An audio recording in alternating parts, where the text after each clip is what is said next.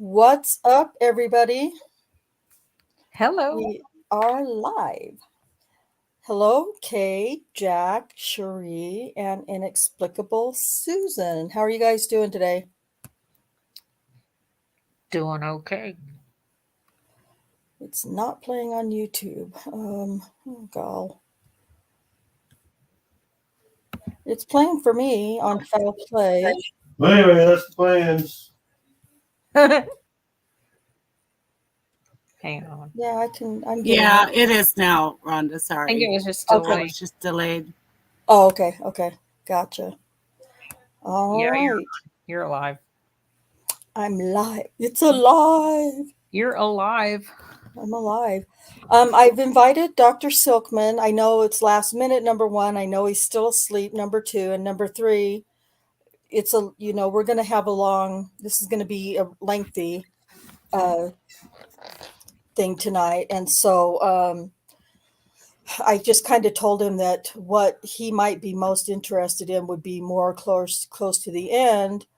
And that, um, he can just comment from chat if he's awake and has anything to say, because it's going to have a little bit to do. It's going to have some discussion of some dumb people talking about DNA. So this video is going to be an interview that was done by Michelle Malkin of Detective Rocky Gregory and Detective Kim Davis. They're dumb. They're just idiotic, and they're liars. And so anyone who's watching, I just kind of urge you to see what kinds of things you pick up on, if anything, if you're into body language, or if you believe that stuff works. And I believe to a degree some things do, but I'm not like a hardcore believer in body language. But I think there are some things that are kind of obvious when they're not obvious, but that I think of when I'm interacting with somebody, and if I think they're lying, it's something that I might pick up that makes me think someone might be lying or being disingenuous in some way. So I just want everyone in the chat who's watching, or who might be on the replay crew. I don't know if I have one of those. I think I do. To just kind of be mindful of that when mostly Kim Davis is speaking. She does most of the talking, and Rocky, he's kind of like a spineless amoeba with his tail tucked between his legs, and he's got a very low voice, and he's just very wimpyish. So anyway, just pay attention to those things. There are a few things in a few times in the video where the screen goes black. I don't know why. But you can still hear them talking. And then at the very end, there's some conversation where you can see them talking, but you can't hear them talking. And I was able to get a little bit of the transcript for it, but not all of it. So we'll just play through that. And then at the end, when they're done recording, Kim Davis kind of has a conversation with Michelle Malkin off of the recording, but I have the transcript for that. So while they're talking, whispering or whatever, you can hear Michelle talking, but you can't really hear Kim or Rocky. But I'll show you the transcript of it instead of them talking. So anyway, with all that said, what happened? Oh my gosh, I had everything in here. And I'm having internet problems. So um, I BW Haggis, how the hell are you? It is so great to see you.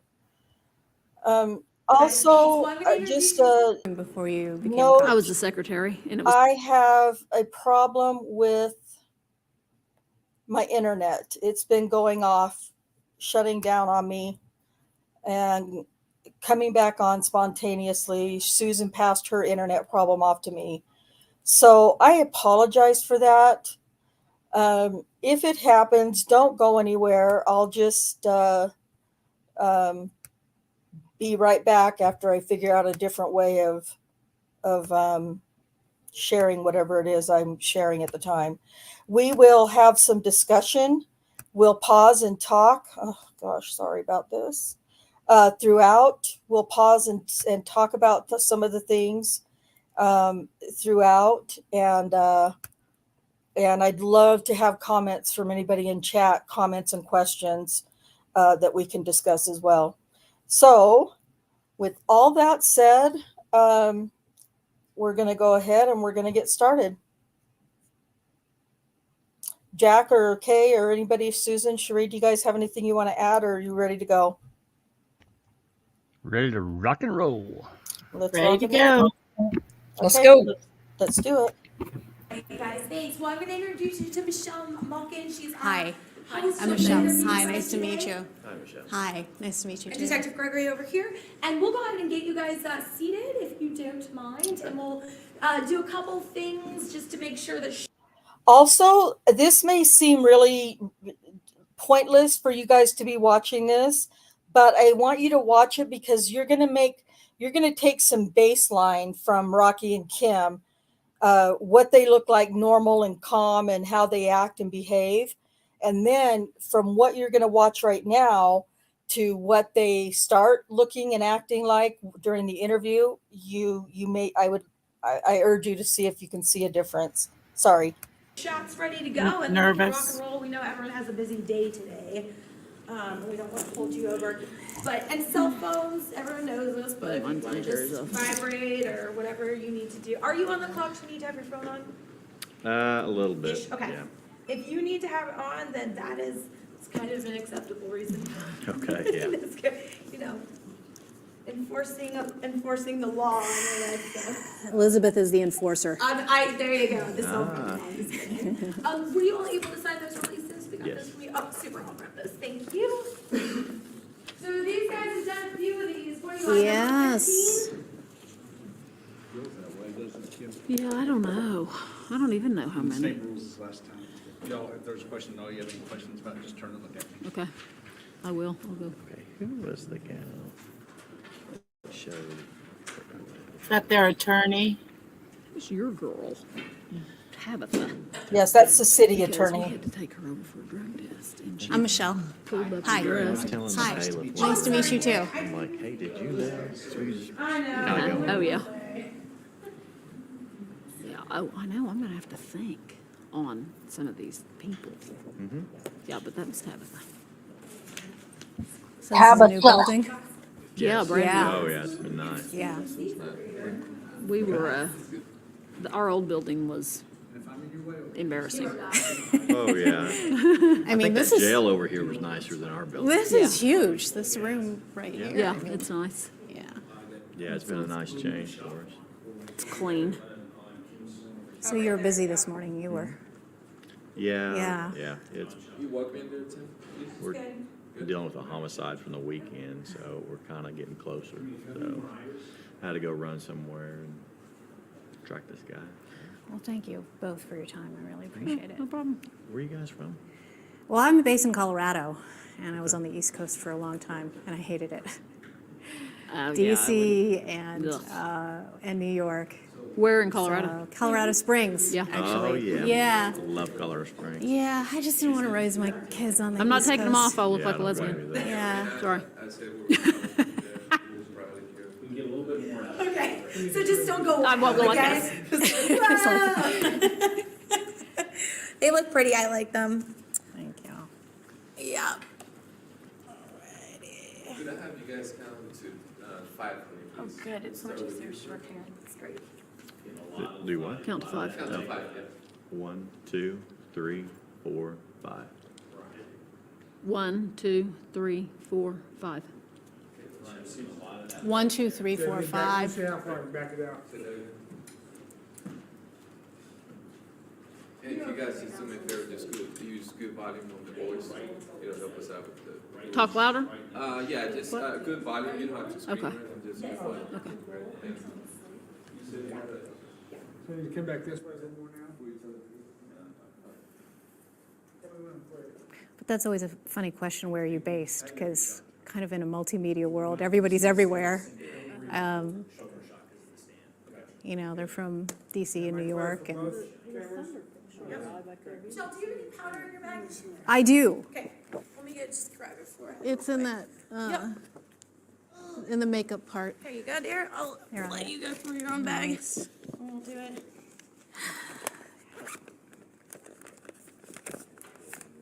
Thank you.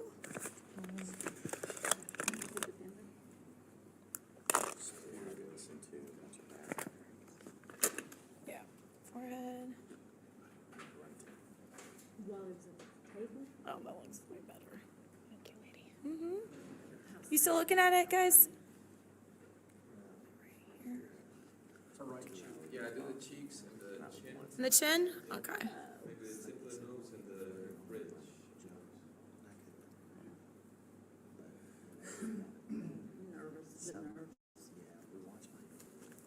How's that? Good? Thank you. Yep. In like that? Yeah, I mean, powder. Oh, got it. I'm gonna powder your like neck chest area. So we're gonna get a little Let the fresh rest of here. it.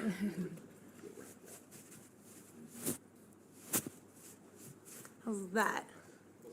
Good.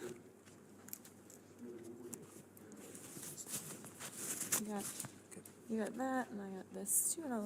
And Wow, do you get felt up every day? I mean, I can do you next if you want. Only when she's lucky. Only when she gets to hang out with us, right? How's that with the hair on the shoulder? This is why I prefer writing to TV. It's good? Okay, I'm gonna move your bag back with me. Your phone's Thank off? you. It's on vibrate. Vibrate, you got it. Yeah. That's good. All right, guys, thanks again for being with us today. Appreciate it. Let me know when you see me there, both. That light is so bright, I squint. Okay, here we go, Detective Davis and Gregory interview. Take one. Hang tight just 1 second, guys, and Juan will give you the cue.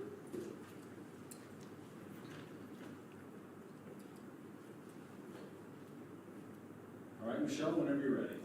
So the first thing we do is just have you say your names and spell them for us. Kim Davis, Kimdavis. Rocky Gregory, ROCKY, GREGORY. Detective Davis, can you tell us a little bit about your background, where you're from, where you went to school, and why you decided to become a law enforcement officer? I'm from Bethany, Oklahoma, and I went to school in Oklahoma City. I went to high school in Oklahoma City. Then I went to college at the University of Central Oklahoma, and graduated from there. And I went into the workforce, and I didn't like it. I didn't like 8 to 5 Monday through Friday. I didn't like sitting behind a desk, and I wanted something different every day, and I wanted something that was going to be a challenge every day, and so I decided to go into law enforcement. So what were you doing before you became a cop? I was the secretary, and it was horrible, and I just, it was boring.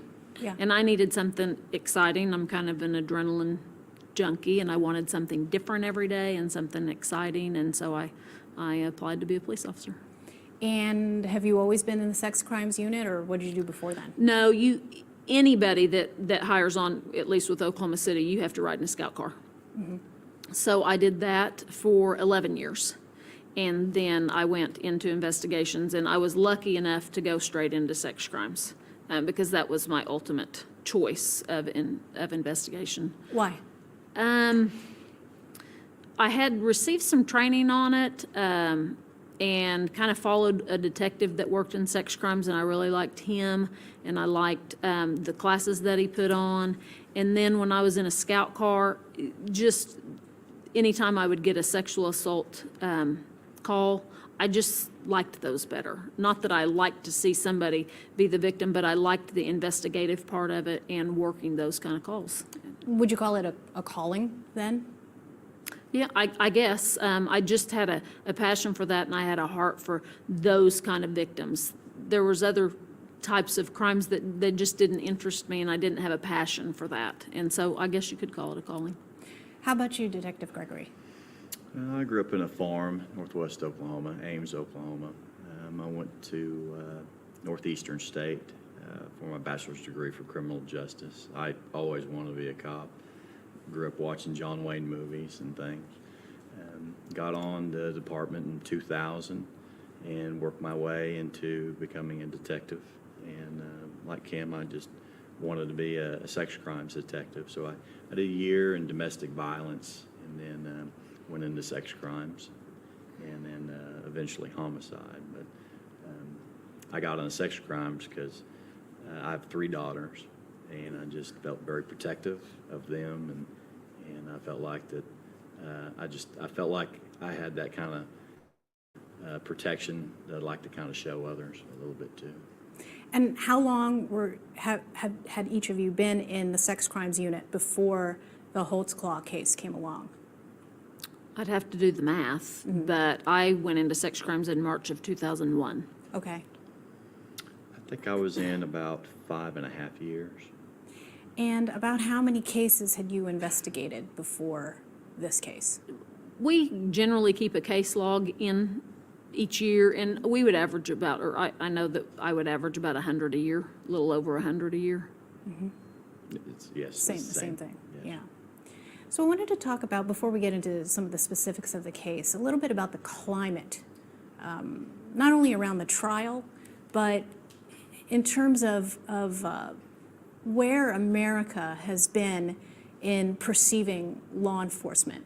Is that something that was palpable here in Oklahoma City the way that it has been in Ferguson and Dallas and LA and Chicago and New York? No. I don't feel that it's been that way at all. Race relations was not a problem here in Oklahoma City? Not like you see on TV. I mean, I'm sure there's always going to be some of that, and it was minor, but we never had riots or people protesting and boycotting down here. We just didn't have that issue here. I mean, I know that there's some, like you'd go arrest somebody and they might make a comment or something, but it was never like big group efforts of trying to go against the police or say the police were doing bad things or that they were racist. We didn't have that problem here. Do you agree with that, Detective Gregory? Oh, yes. I felt like, I know things have kind of changed even since the Holtzclaw trial and some of the big things like Ferguson. I know that the climate has changed across the country, but I agree with Kim that our relationship with the African American community has actually been fairly good. Oklahoma City hasn't gone through the trial and tribulations a lot of places have. I know like Tulsa up the road and, the 20s, 30s, they kind of had some race riots back then. But Oklahoma City really hasn't had to face that. And Do you think that people, say, in the northeast part of town, would agree with that assessment? I think some of them would. I think some of them wouldn't. And like I said, if we would go to a particular house, maybe there might be comments made, but there was never joint efforts or group efforts like comments you see. like what? You're just doing this because I'm black. Or you don't care because I'm black. I mean, individuals would make comments, but there was never, I never went anywhere where there was big groups of people yelling at us, making comments, protesting us. It was never rallied like that. And so prior to the Holtzclaw case, would you say that the police chief had never had the kind of difficulty in dealing with people in Northeast or in the black community the way that other police chiefs had? I think we should probably stay away from what the chief does. I was going to say, I don't know what the chief does anyway, so I'm just speaking as a, Chief speak for himself. Right, as an okay, but individual. I'm talking, that's not just about the police chief specifically. It's about whether the police department had had race relations problems prior to the Holtzclaw case. As an individual detective, we never saw it. I never saw it as an individual detective. But we don't see in our desks, in our offices, we don't see the things that the department deals with as a whole. I mean, we get our 100 cases a year and we put our nose to the grindstone and we go work our cases. We don't see the big picture of what the city deals with or what the chief's office deals with. We are just dealing with our individual cases and our individual victims and suspects. Gotcha. So let's turn to this case in particular. How many hours do you think you spent on this case? Oh my gosh, thousands? Yeah. Yeah, if you put everybody's efforts into it, and thousands, Would you characterize it as the biggest case of your careers? yes. Yes. And was this the kind of case, I'm sure you had other cases that kept you up at night, but is this the kind of case that just kept you, riveted the entire time, from the time that you started until the very end and the verdicts were announced? I think so. I mean, it's. You talked about your daughters. Did you think about them when you were investigating this case? Yes, I did. Actually, my daughter now wants to go into law enforcement.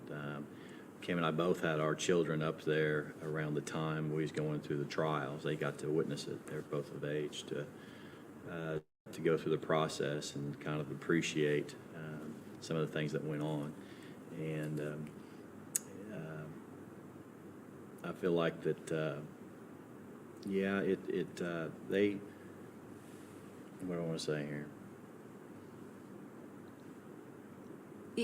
It was I'm going to say it was the hardest case that I've ever worked. We've worked other serial rape cases that keep you up at night, and that we try to take pride in doing the best that we can on every case, but this one was just different. And you can't just work 8 hours a day on it and then leave it. I mean, we took it home, our families dealt with it, which is kind of one of the reasons why we let our kids come into the courtroom and see, because they kind of lived That's it. interesting. How old were your kids when you let them in the courtroom? to watch 18. all Mine this? was 18. 18. Yeah. What are some of the adjectives that you'd use to describe Daniel Holtzclaw? Narcissist, Psychopath. evil. He didn't think he did anything wrong. He puts himself above these women, and therefore he didn't do anything wrong. Did you know him before Ms. Liggins entered your worlds? No. No. And so the assessment of him as these words that you called him came from your years of experience in dealing with other serial rape defendants? I say the adjectives come from dealing with the victims and interviewing the victims and seeing how the victims were treated is how we came up. And then obviously interviewing him, and just through the whole investigation, you get a sense of who your suspect is or who your perpetrator is, and that's where the adjectives come from. How many times did you interview him? Just once. One time. For how long was that? It was a couple hours. Yeah, it was over Probably 2 hours, I 22. know. Is there any kind of standard procedure in cases like this, which Detective Davis, you've said that there was something very unique and different about this case. Is it sort of the usual procedure to interview an accused person like this just once? Did it ever occur to you that you should interview him more than once? He refused to be interviewed again. So, I mean, we didn't have a choice. We only got to interview him once. He refused to be interviewed more than once by you? Right. Once the first interview, he sought an attorney, and that attorney advised him not to be interviewed again. Okay. And so what were your feelings during those more than, like you said, it was more than 2 hours of the interrogation as you went along? You used some certain adjectives to describe him. what did you feel about his demeanor compared to the way that others you've brought in for cases like this? It's a little different. We've both investigated officers in the past, but so it's a different dynamic. They kind of know a lot of the tricks of the trade that we do. They've watched plenty of our interviews when they bring other suspects down that they've arrested. So we have to kind of have a different tactic in speaking with him. I think throughout the time period we were with him, we could kind of sense that you know, we had to kind of gain rapport with him and things like that. But I think as the interview went on, you could start kind of seeing the type of person he was. But before you started the interview, did you have a sense that that he did the things that Janie Liggins accused him of doing? Oh, before we started the interview, I felt like that what Janie told me was the truth, yes. Okay. How about you, Detective Gregory? I didn't get to talk with Janie. So, and getting with Kim, and I know that we both had victims, that everything kind of matched up. And kind of like with any suspect. I'm sorry, everything matched up. What matched up, and what are you talking about? Well, I had a victim, Terry Morris, and her description of her assailant matched up what Jenny Liggins, her description of her assailant was. And I'm just going to pause for a second. If you think back to what we've covered the last couple of weeks, and the great job that Kay has done in explaining it, and the slides that her and Cherie have worked on and put together, you're hearing now Detective Gregory talk about Terry Morris, and he's just going to lie, and so is Kim Davis. They're just going to lie their way through this whole little section. Well, they lied through all of it anyway, but these are big lies that they're going to tell here, just so you're aware. Well, everything matched up. Oh, Everything yeah. kind of matched up, man. Kim, she knows how to do things too, because she's been doing this a long time. Been doing this a long time. Okay, here we go. everything that transpired during both their assaults kind of matched each other. MO, if you will. I understand that. But how long after you interviewed Janie Liggins did Terry Morris come into the picture? Terry was actually first. Right, but you only found out about her after Janie Liggins came forward. No, Terry was first. Okay. Terry, she got high one night and had a slight domestic with her boyfriend. Officers show up. This was at the end of May, and Janie's deal was in June. Right. Beginning of June. She tells the officers that she was assaulted by a police officer. They made the police report, and then that was then sent to me. It was assigned to me. I then spent like 2 weeks trying to find her. By the time I was able to locate her, she again was high, and then she refused to cooperate. She said she was moving to California, didn't want to do anything. I sensed that there was something that did happen, but she wouldn't look at a photo lineup. She actually told me a wrong location to kind of throw me off a little bit. But why would she do that?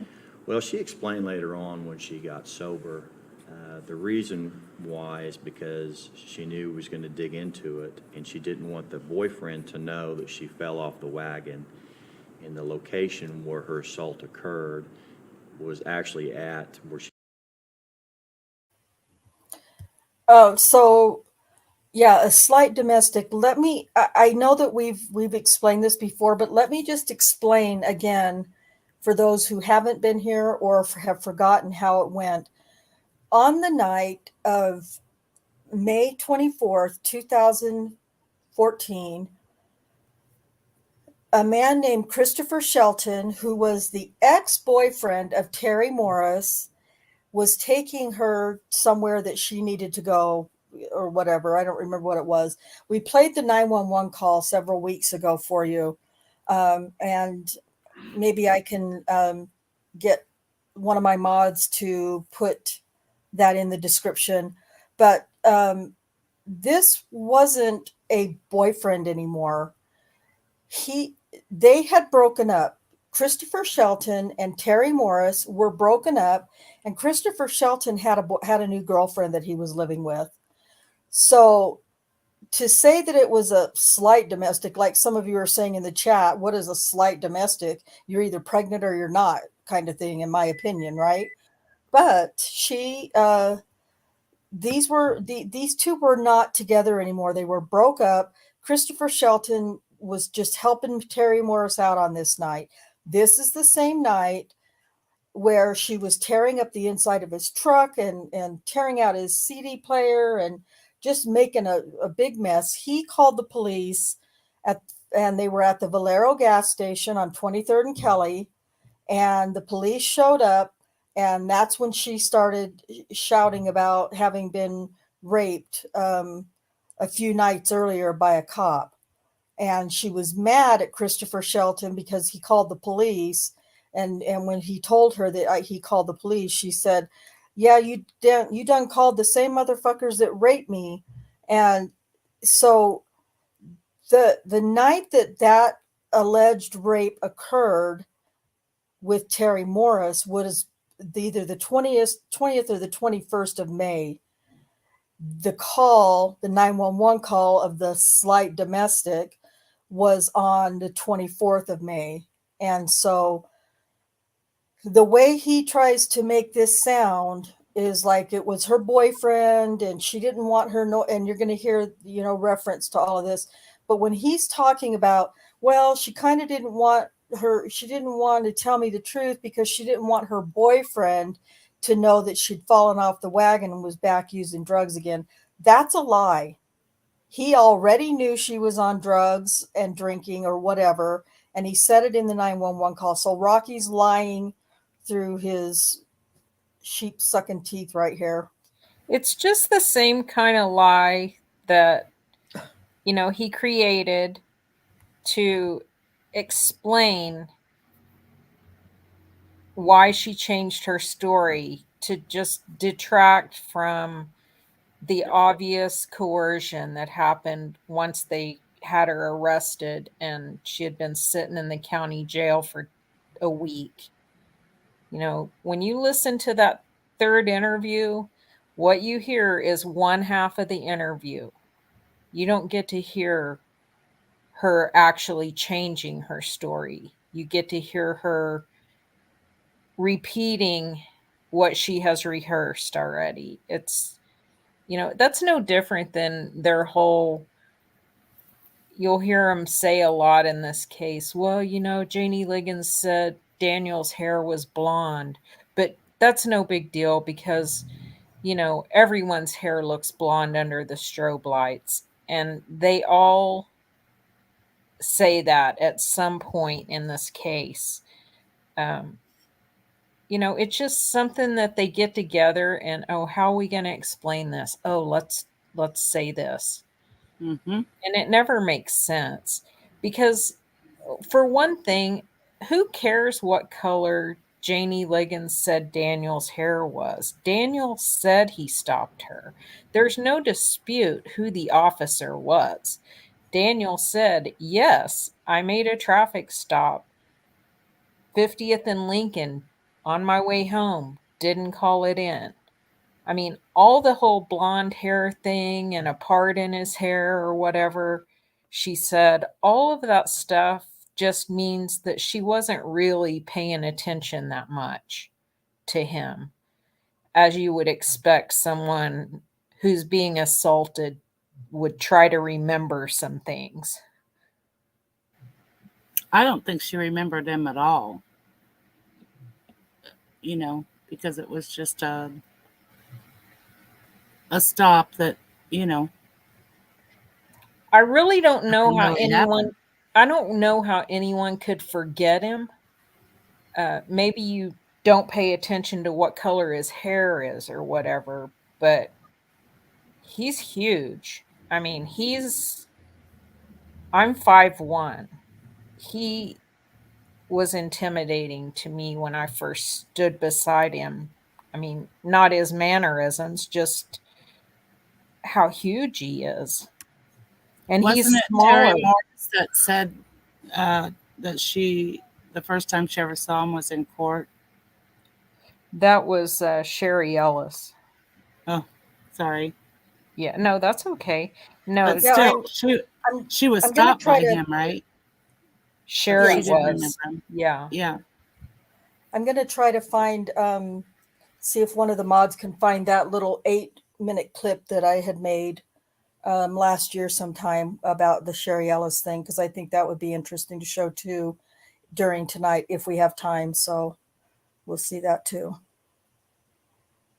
Okay, are we ready? Sure.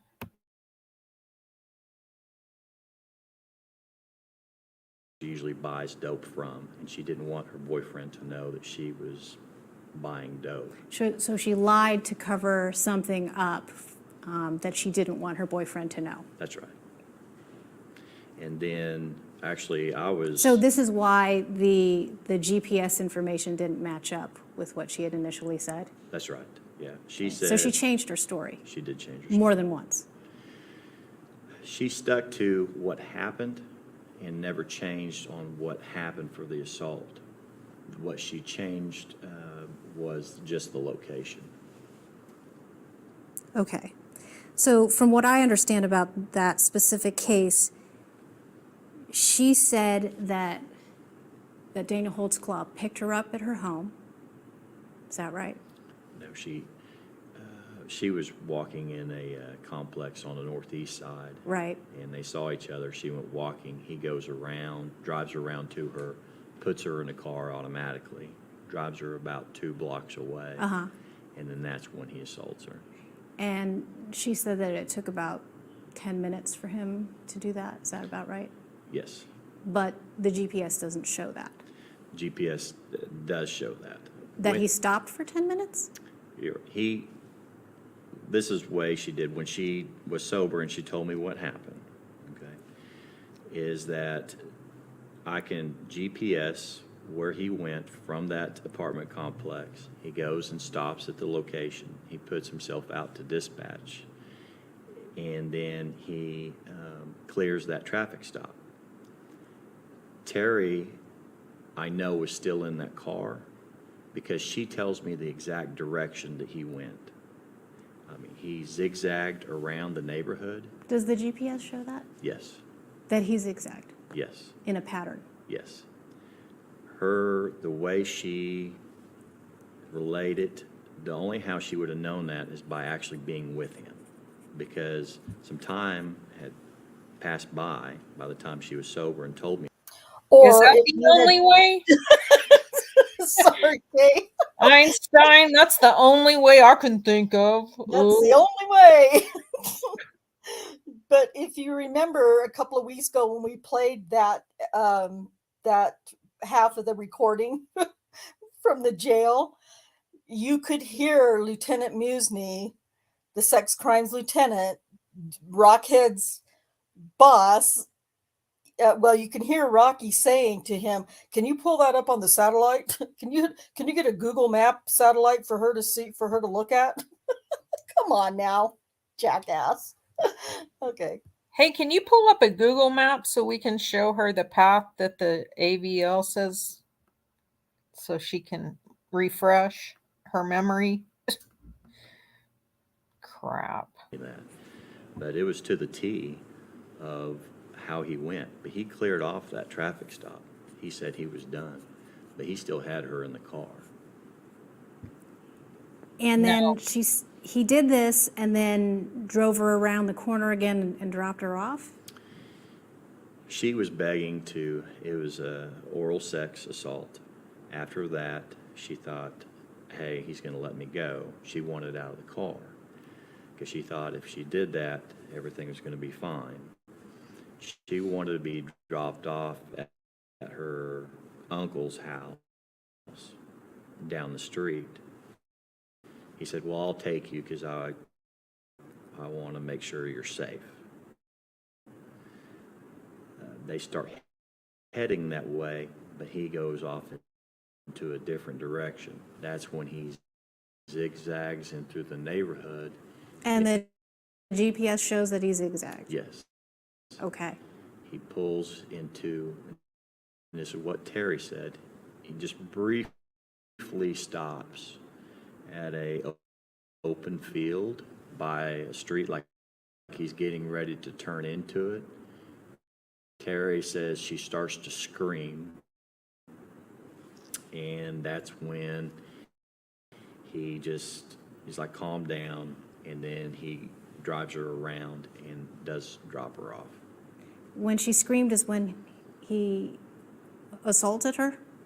No, the assault had already taken place. Okay, but then he stops for a brief, like how much time did he spend stopping? It was just seconds. Okay. And even on that part, No dash GPS, cams or it body was just cams so have. brief.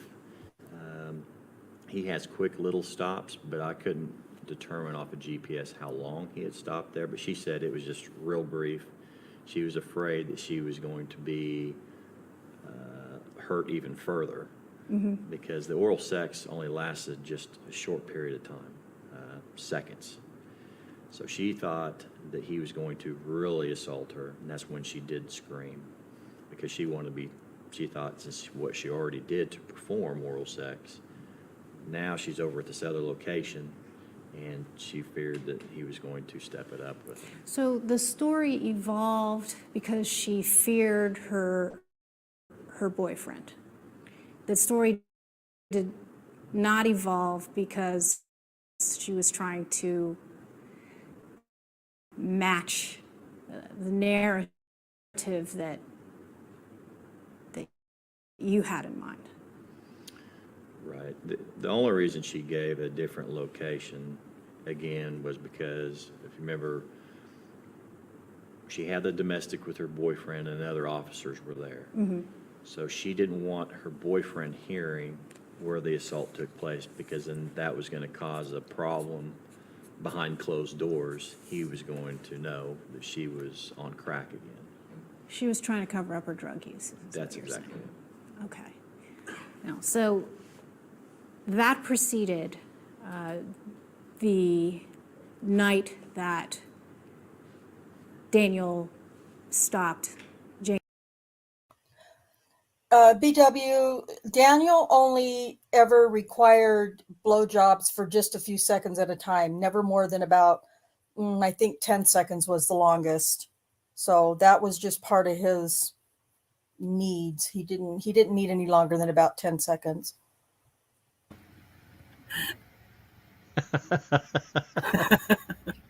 Everyone wants a Okay. 2-second blowjob, right? That's what guys dream about. Don't do it very long. No, that's enough. Stop. God. Stop before I reach the end.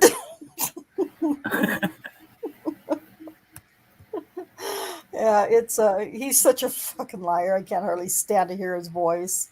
I don't know who I despise more, her or him. Equal By for me. a month is what you're saying. It was about close to 3 weeks. Okay. So take me back to that first moment when you got roped into this case. I was the on-call detective for the sex crimes unit, and got a call in the middle of the night saying that we've got a lady that's saying that she was assaulted by a police officer. And who called you? The sex crimes lieutenant did, because lieutenants rotate, and he was the on-call supervisor. Was that called me. Lieutenant Musney? He went, yes. He met me at the hospital, but the victim was at the hospital when they called, or headed to the hospital. And so I said, I will meet you at the hospital with the victim.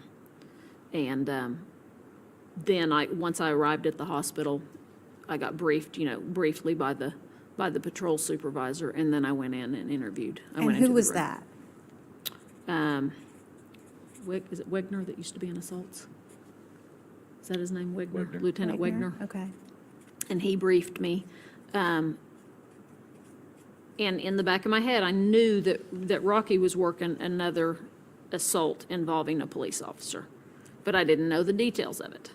This is Okay, different. so when you got to This the is a hospital, you had different that case story. in mind? I In the back of her head, and she's talking about before Rocky's even involved, she gets called out in the middle of the night, officer assault on a female. She says, I knew Rocky was working another case, but I didn't know the details.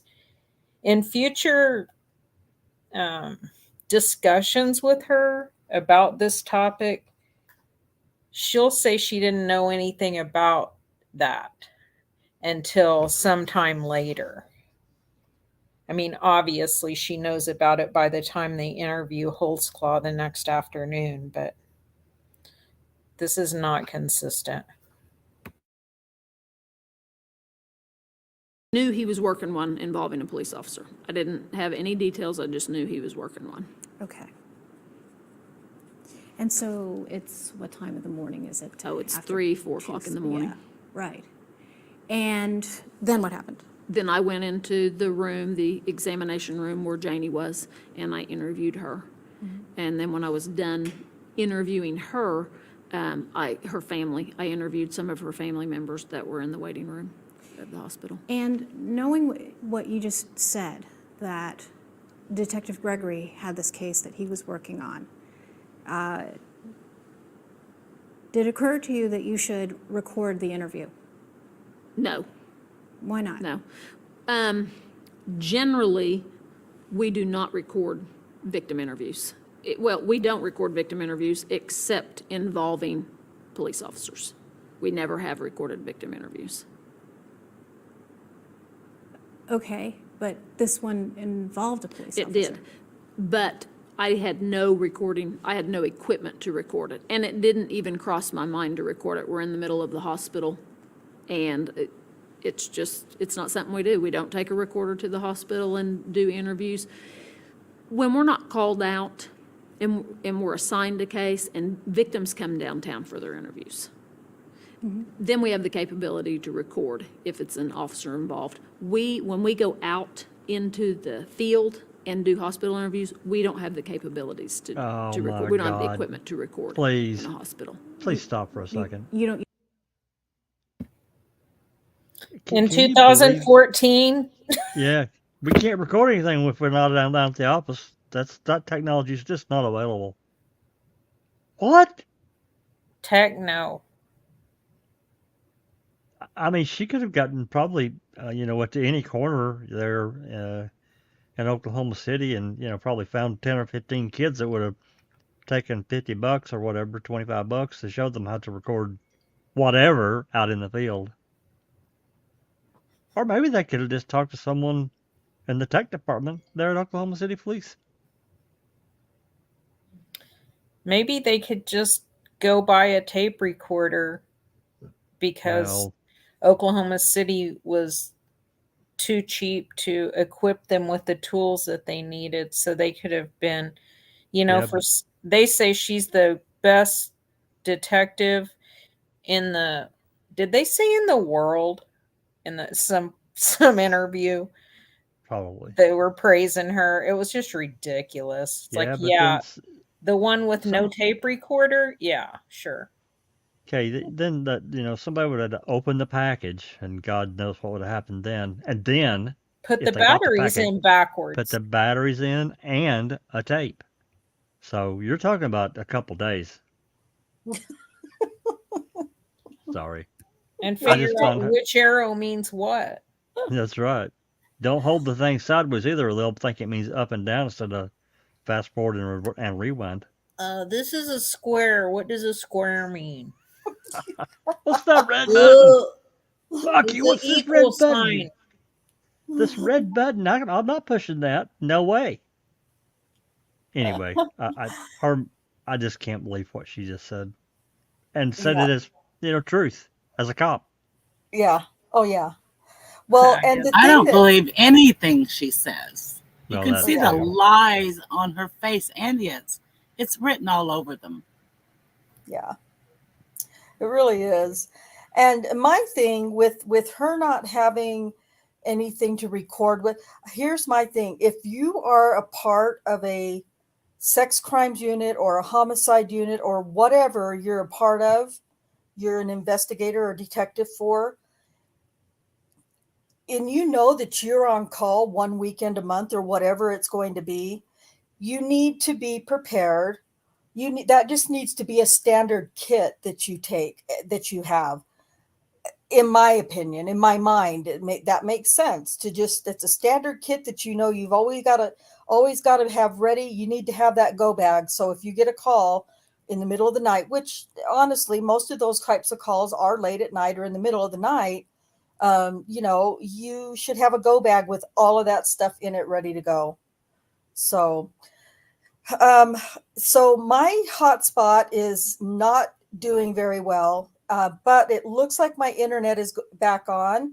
So I'm going to just keep this paused for a second and switch back over to my internet. Don't go anywhere. I'm just switching from one internet to the other. So give me about 30 seconds or less.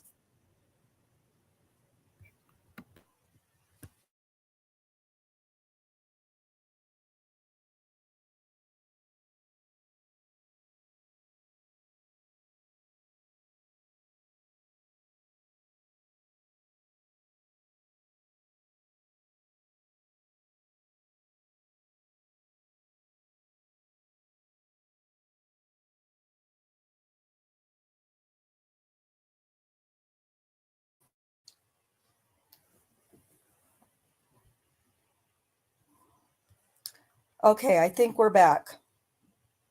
So hopefully it will stay strong. It looks better already.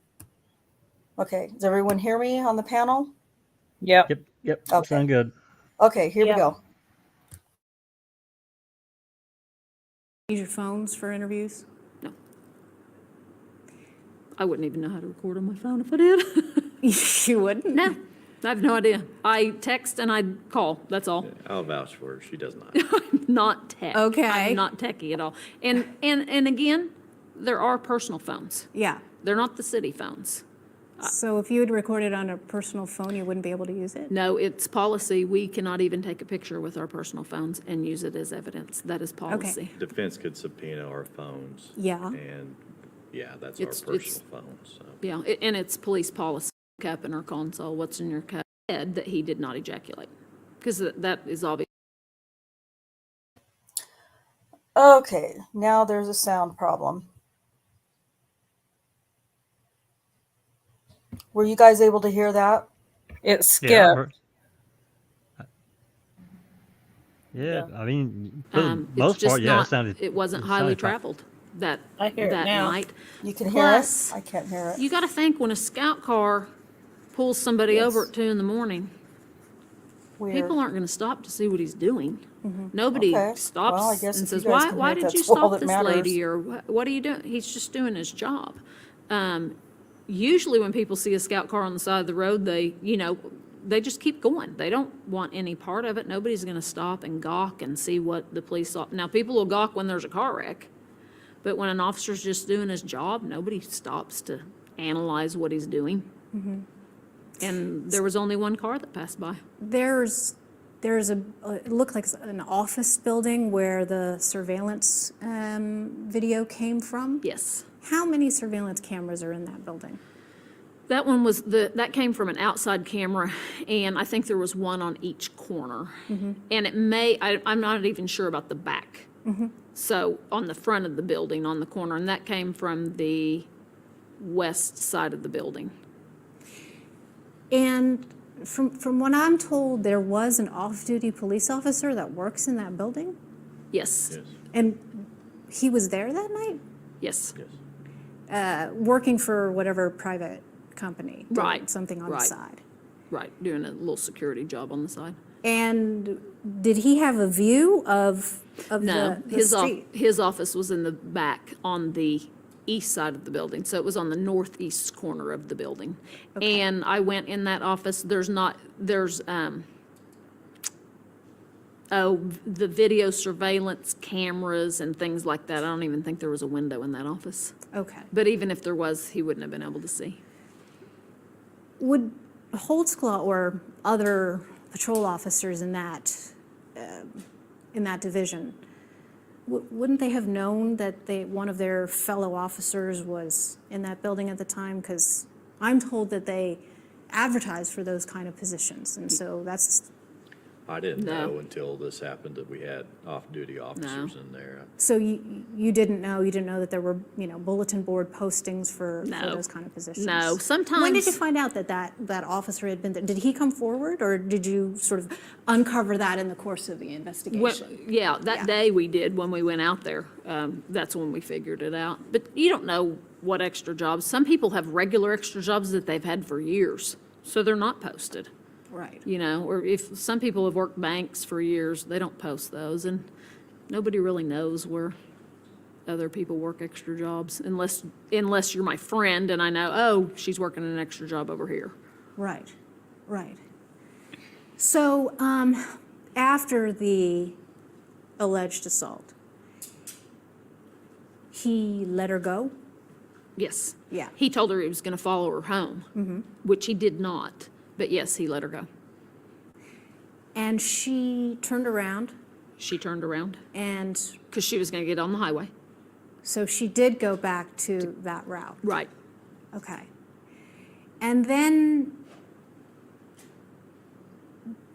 did you ask her a little bit about what she did afterwards, and in terms of reporting what happened to her? Yeah, that's Yeah. general questions for us. Yeah. She drove home. She was going to call her daughter, but she thought she was missing her phone. She thought he must have taken it. But when she got home, she was sitting on it. She didn't know that. She thought her phone was gone, but when she got home, she was sitting on it. Yeah. So she went in and immediately told her daughter. Her daughter was the first person she told? Yes.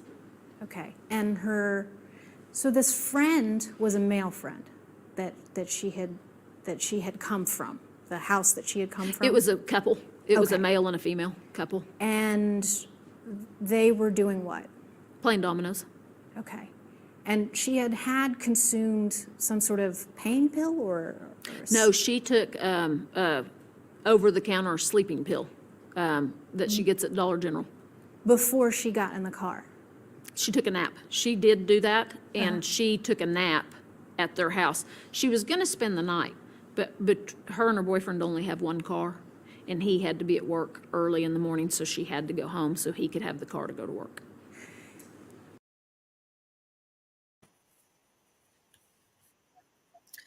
You also pay attention to how they minimize her and Rockhead are constantly minimizing everything that one of the accusers said or did or thought or whatever. They minimize every little thing. And then they talk about, Rocky talks a lot about, well, so-and-so had a really rough life. They minimize everything that the accusers say or do. It's really frustrating. So then you interviewed the family members about I interviewed her happened. daughter. Okay. Not the boyfriend? Not then, not at the hospital. Okay, but at Later, some later right. point. Right. And so at what point was he told, and by whom? The daughter or Janie Liggins about what happened? I believe Janie told him, and it was then. By the time she got home, it was time for boyfriend to get ready to go to work.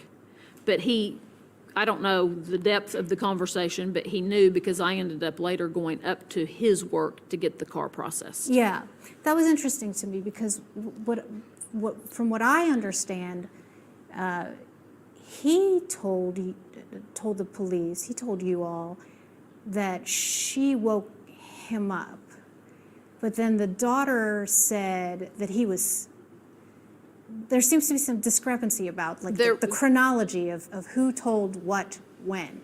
And that all came out at trial. Yeah, yeah, so Because can you explain that? things change at trial because of the time lapse, and everybody doesn't remember exactly the chronological order of, I told my daughter, I told my boyfriend, my daughter woke my boyfriend up, my boyfriend woke my daughter up. And I think that happens in every case once we get to trial, because it's a year later. And that was a fast trial. Yeah, Sometimes it's 4 years later. So, yeah. but that happens. Can I read something that, this caught my eye? This was in the Oklahoman series that was done after the trial. Uh-huh.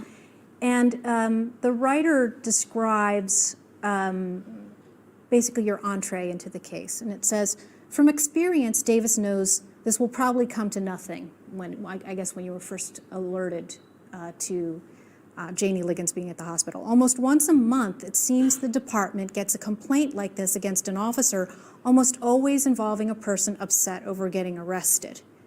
Did you get the sense when you were talking to her that she was upset about being pulled over? No. When you did the sit down with Daniel Holtzclaw, he mentioned, as she had mentioned, that she had asked, are you going to shoot me? Correct. Where did that come from? Well, exactly. Because have you ever asked an officer if he's going to shoot her have you ever been pulled over and said, are you going to shoot me? Well, I'm not black, and I don't live in a part of town like that, which is why I thought it was interesting to ask at the beginning if you thought that the climate in Oklahoma City lent itself to this kind of attitude towards the police. No. And you're not white. Yeah. So have you ever asked an officer if he's going to shoot you? Daniel Holtzclaw is not white either. Yeah, I know. Yeah. So, so that all kind of blends in. When I interviewed Janie, she thought she was going to die. She continually and hysterically kept telling me, I'm going to die. I thought I was going to die. If he's doing this to me, he's got to kill me. He wouldn't do this to me if he wasn't going to kill me. And that's what was going through her mind during all this assault. And that's why, and she said, if you picture it, he's got his penis in her mouth and his gun's right there.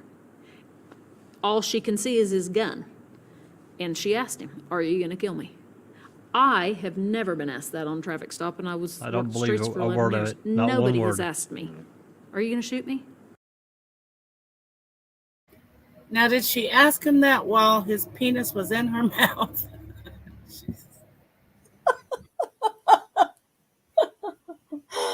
Are you going to kill me? Well, Sorry, God. you know, Blinkers. She can't help but talk about Daniel's junk as often as possible. Yeah, she does enjoy it, that's for sure. Oh my gosh. I'm glad everybody can hear it through YouTube. I cannot hear it through my computer. I don't know what is going on. So I'm a little behind because I'm listening to it through YouTube, where on StreamYard, it's a little bit ahead naturally. But so if you need me to pause or anything, just let me know. Rhonda, check your video. I don't know what video player you're using, but make sure it's not muted. Well, this is preloaded into StreamYard. Oh. So I don't know. That's weird. Okay. Well, I can. I'm I'm gonna listening try through something. StreamYard. Don't Yeah. leave me, everybody. I'm gonna try something. I'm I'm listening hearing through it through StreamYard, StreamYard. Yeah. and I hear it fine. Okay, let me hold on. You need to get Kim Davis to help you. She's very techno. I think that's what she does now. She works in the techno department at. She's a big geek, big nerd. Get her. Yeah. Just keep talking. I'm gonna reload the video, and I imagine it'll start from where I ended it. If not, oh well. Look at your timestamp. Obviously. At the end of this introduction, the reporter says, she knows the truth typically works itself out pretty quickly, usually as soon as she interviews the alleged victim. Typically, Or still talking to Daniel, I went in and called his girlfriend to ask. Were we this far? Sorry. I No. don't know. Mm-mm. Oh. Okay, hang on.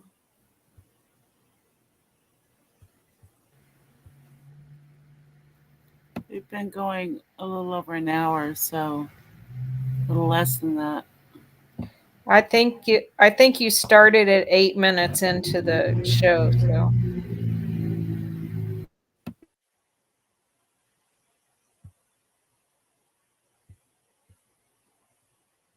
obviously. At the end of this introduction, the reporter says she knows the truth typically works itself out pretty quickly, usually as soon as she interviews the alleged victim. Typically, liars can't keep their story straight. And at the attitude towards the police. No. And you're not white. Okay. So have you ever asked an good enough, officer right? if he's going to yeah, that's good. shoot you? Daniel Holtzclaw Yeah. is not white either. Yeah, I know. Yeah. So, I mean, so that all kind of blends in. When I interviewed Janie, she thought she was going to die.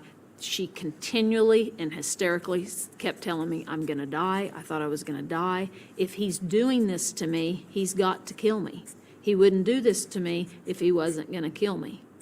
And that's what was going through her mind during all this assault. And that's why, she said, if you picture it, he's got his penis in her mouth and his gun's right there. All she can see is his gun. And she asked him, are you going to kill me? I have never been asked that on a traffic stop, and I worked the streets for 11 years. Nobody has asked me, are you going to shoot me? That's an odd question. Did you work in this part of town?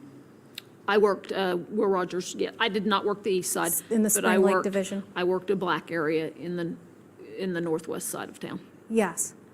So I just want to read the rest of this because I think it's interesting. Davis knows that most of the allegations prove false. Almost always, it's an angry suspect looking to get out of jail or get back at what they perceive as an overly aggressive cop. Those are a couple of the reasons that you said that somebody might make up these allegations, because there's been a refrain throughout this case of why would these accusers lie, right? Right.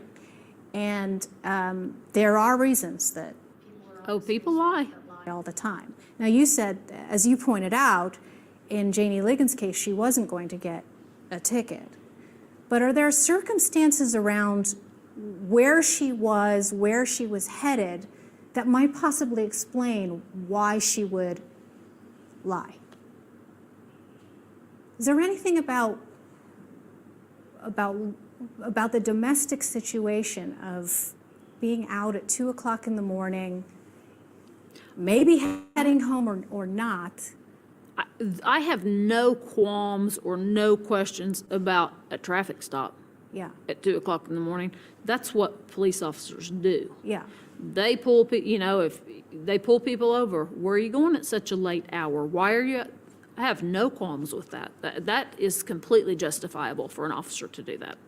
What? But it's not justifiable to put your pants. It's not justifiable to pull someone over because they're driving late at night. What the really? Well, not only that, but she railed on everything that Daniel did in every stop he ever made. And, but now she has no qualms. Does she even know what the fuck she's talking about? Qualms? She probably doesn't even know what qualms means. She doesn't know what exculpatory means. No, she does not know what exculpatory is. That's for another time. Okay.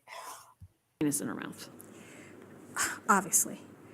At the end of this introduction, the reporter says she knows the truth typically works itself out pretty quickly, usually as soon as she interviews the alleged victim. Typically, liars can't keep their story straight.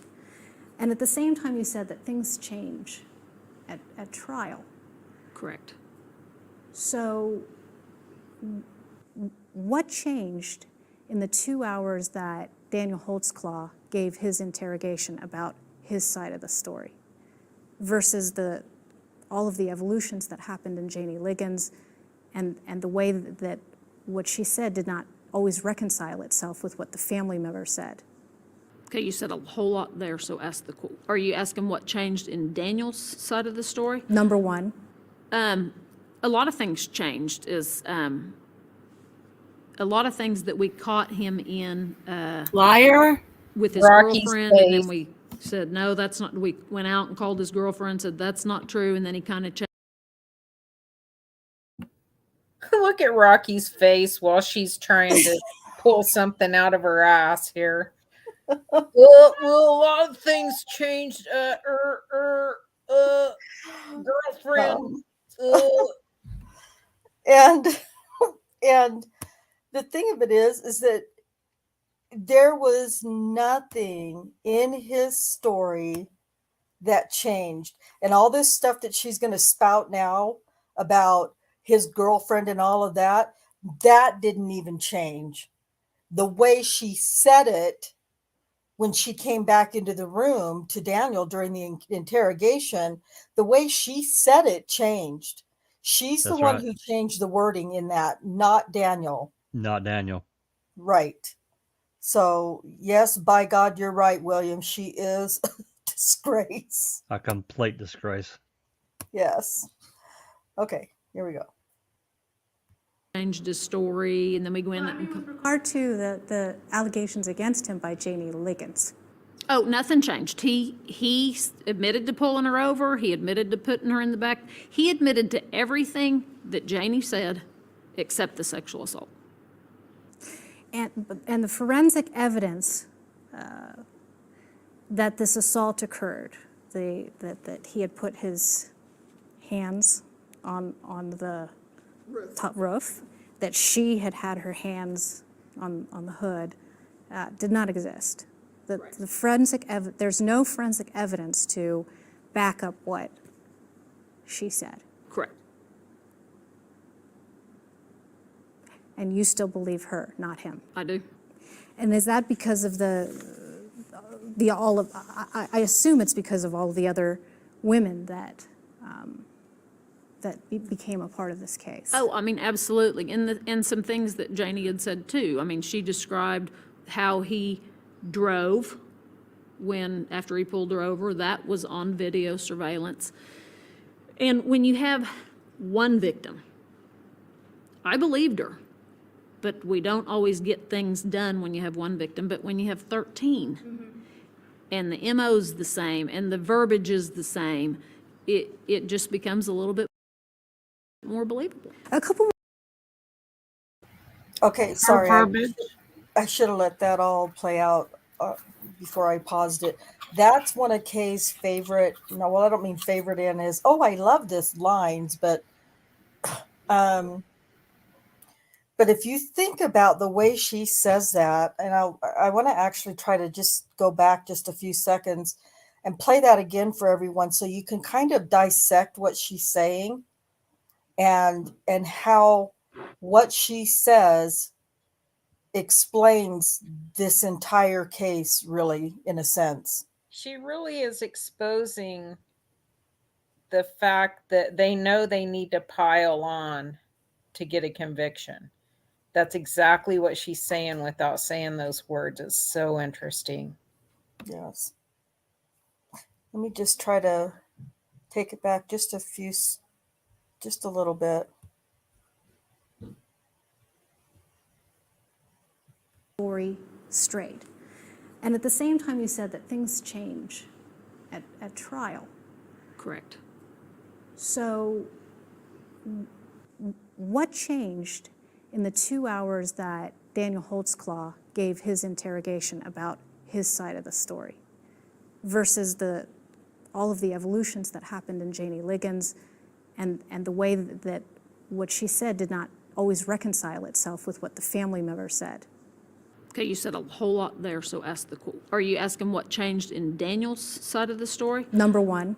A lot of things changed a lot of things that we caught him in, with his girlfriend, and then we said, no, that's not, we went out and called his girlfriend, said, that's not true, and then he kind of changed his story, and then we went and... With regard to the allegations against him by Janie Liggins. Oh, nothing changed. He admitted to pulling her over. He admitted to putting her in the back. He admitted to everything that Janie said except the sexual assault. And the forensic evidence that this assault occurred, that he had put his hands on the top roof, that she had her hands on the hood, did not exist. The forensic there's no forensic evidence to back up what she said. Correct. And you still believe her, not him. I do. And is that because of I assume it's because of all of the other women that became a part of this case? Oh, I mean, absolutely. And some things that Janie had said too. I mean, she described how he drove after he pulled her over. That was on video surveillance. And when you have one victim, I believed her, but we don't always get things done when you have one victim. But when you have 13, and the MO's the same, and the verbiage is the same, it just becomes a little bit more believable. A couple more questions about some of the procedure with regarding to Janie Liggins, and then I do want to talk about the other women that had come forward. Was there a reason why you didn't take his cell phone? His cell phone? Yes. I didn't see. There was no What? reason to do that? No. What? Okay. Take it for what? To look at who he called or what messages were on there, and no. Even just looking at Janie, because we only had Janie interviewed full-blown when we did this interview. There was never any allegation or any comment that he got her number, that he called her, that she called him. There was nothing to analyze his phone for. So you didn't take his phone. What about his underwear? Didn't take him. Why not?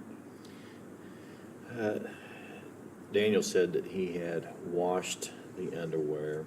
He still had on the pants he had on the night previously. And so you believed him that you believe that? Yeah. But you already had a sense that he did what Janie Liggins said that he did. Maybe I'm just kind of splitting hairs here, but Daniel did not say he washed his underwear. He said they were in the washer. He didn't say he washed them like Rocky says he did. He said they were in the washer, and Rocky said they're in the washer, and Daniel said, yep. Now, maybe that was just Rocky's inference, that's what he had done. But when you're talking about a man's life and freedom and liberty, that matters. When you listen to that interview at that portion, then they ask him, and Daniel says they're in the wash. Rocky says in the washer. And then Daniel says yes. And then he stops right there, because like with many other parts of this case, they don't want to go far enough that they find anything that's exculpatory for Holtzclaw. Yes. They didn't collect any of his other uniforms either. Why? They don't want to test those. Just like they only tested around the zipper, they didn't test any other parts. I guarantee you, and they didn't use alternate light source on the pants. I guarantee you that they did use an alternate light source on those pants, and that because he had worn them multiple days, that they do fluoresce, they do have whatever. Look at all the stuff in the floorboard of his car. Golden chicken. He's eating that in his car. He's got that on his hand. I just guarantee you that they didn't want to send those pants off to determine what the stains are, because they knew they weren't going to be helpful to their case, and that they would be exculpatory for Daniel. And I mean, I truly believe that. I agree, Kay. I do You too. would think the first thing they would have done was go and get his underwear, whether they Yes. had anything on them or not, whether they were washed or not. I mean, it makes no sense, And why not take his uniform shirt? Why right? not take yesterday's uniform shirt? That's not in the wash, because that goes to the dry cleaners. And, you know, he has to tuck that stuff in. Anything that went below his pants, you know, under his pants, as in tucked in, should have been collected. But like you said, they were afraid that they weren't going to find what they wanted. Let's see. Our William is asking, is she still employed by law enforcement? She retired, but now she works in the IT department. No, she doesn't. Oh, she doesn't? She did for a brief period of time, which okay. I don't know if she really was doing that or not. But yeah, that's just what she said. Yeah, she is retired. By the time her deposition came around, she states that she is retired. So okay, good. Thank God. She doesn't belong anywhere near public safety. Okay. But you believed him that he had washed his underwear? I guess believe and hope. Most people change underwear, usually. But he had told us this is the same uniform, so we took the uniform. What about the other uniforms that were in his home? Did you think you should have taken those? No, because we didn't have other victims at that point. Right. So we had the uniform that Janie was assaulted in. Why do we need another uniform? We don't have other victims that have been assaulted yet. But you didn't know that. And There's they no way didn't you take could the know that. uniform. They took his pants. That's it.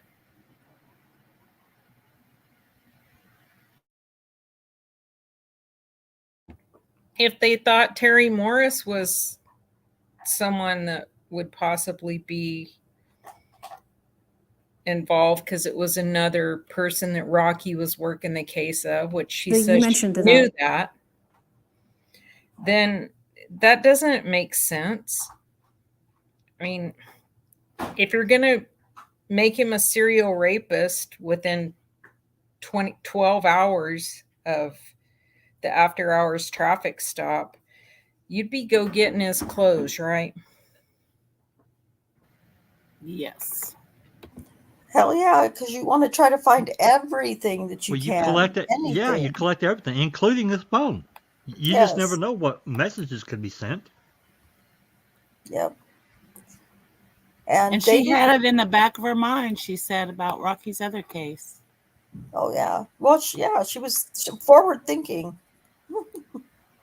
Okay, here we go. The story regarding the girlfriend had changed. And how long had you talked to that girlfriend? Oh, I didn't talk to her for too long, 5 minutes max, while Rocky was out, or still talking to Daniel. I went in and called his girlfriend to ask her some questions relating to how he had answered some questions. And you didn't have any other follow-ups with her to ask more about I followed up with her later and met with her, and she gave a DNA sample. After really personal questions of somebody she didn't know at all, Kim. Out of the blue. Out of the blue. Hey, did you and your boyfriend have sex last night? While she's sleeping. Yeah. Yeah. Yeah. Well, and that's just it. Daniel never said that they had sex. He said he tried to have sex with her. She was tired, and he's like, all right, whatever, and left it alone. That's how Daniel said it in the interrogation.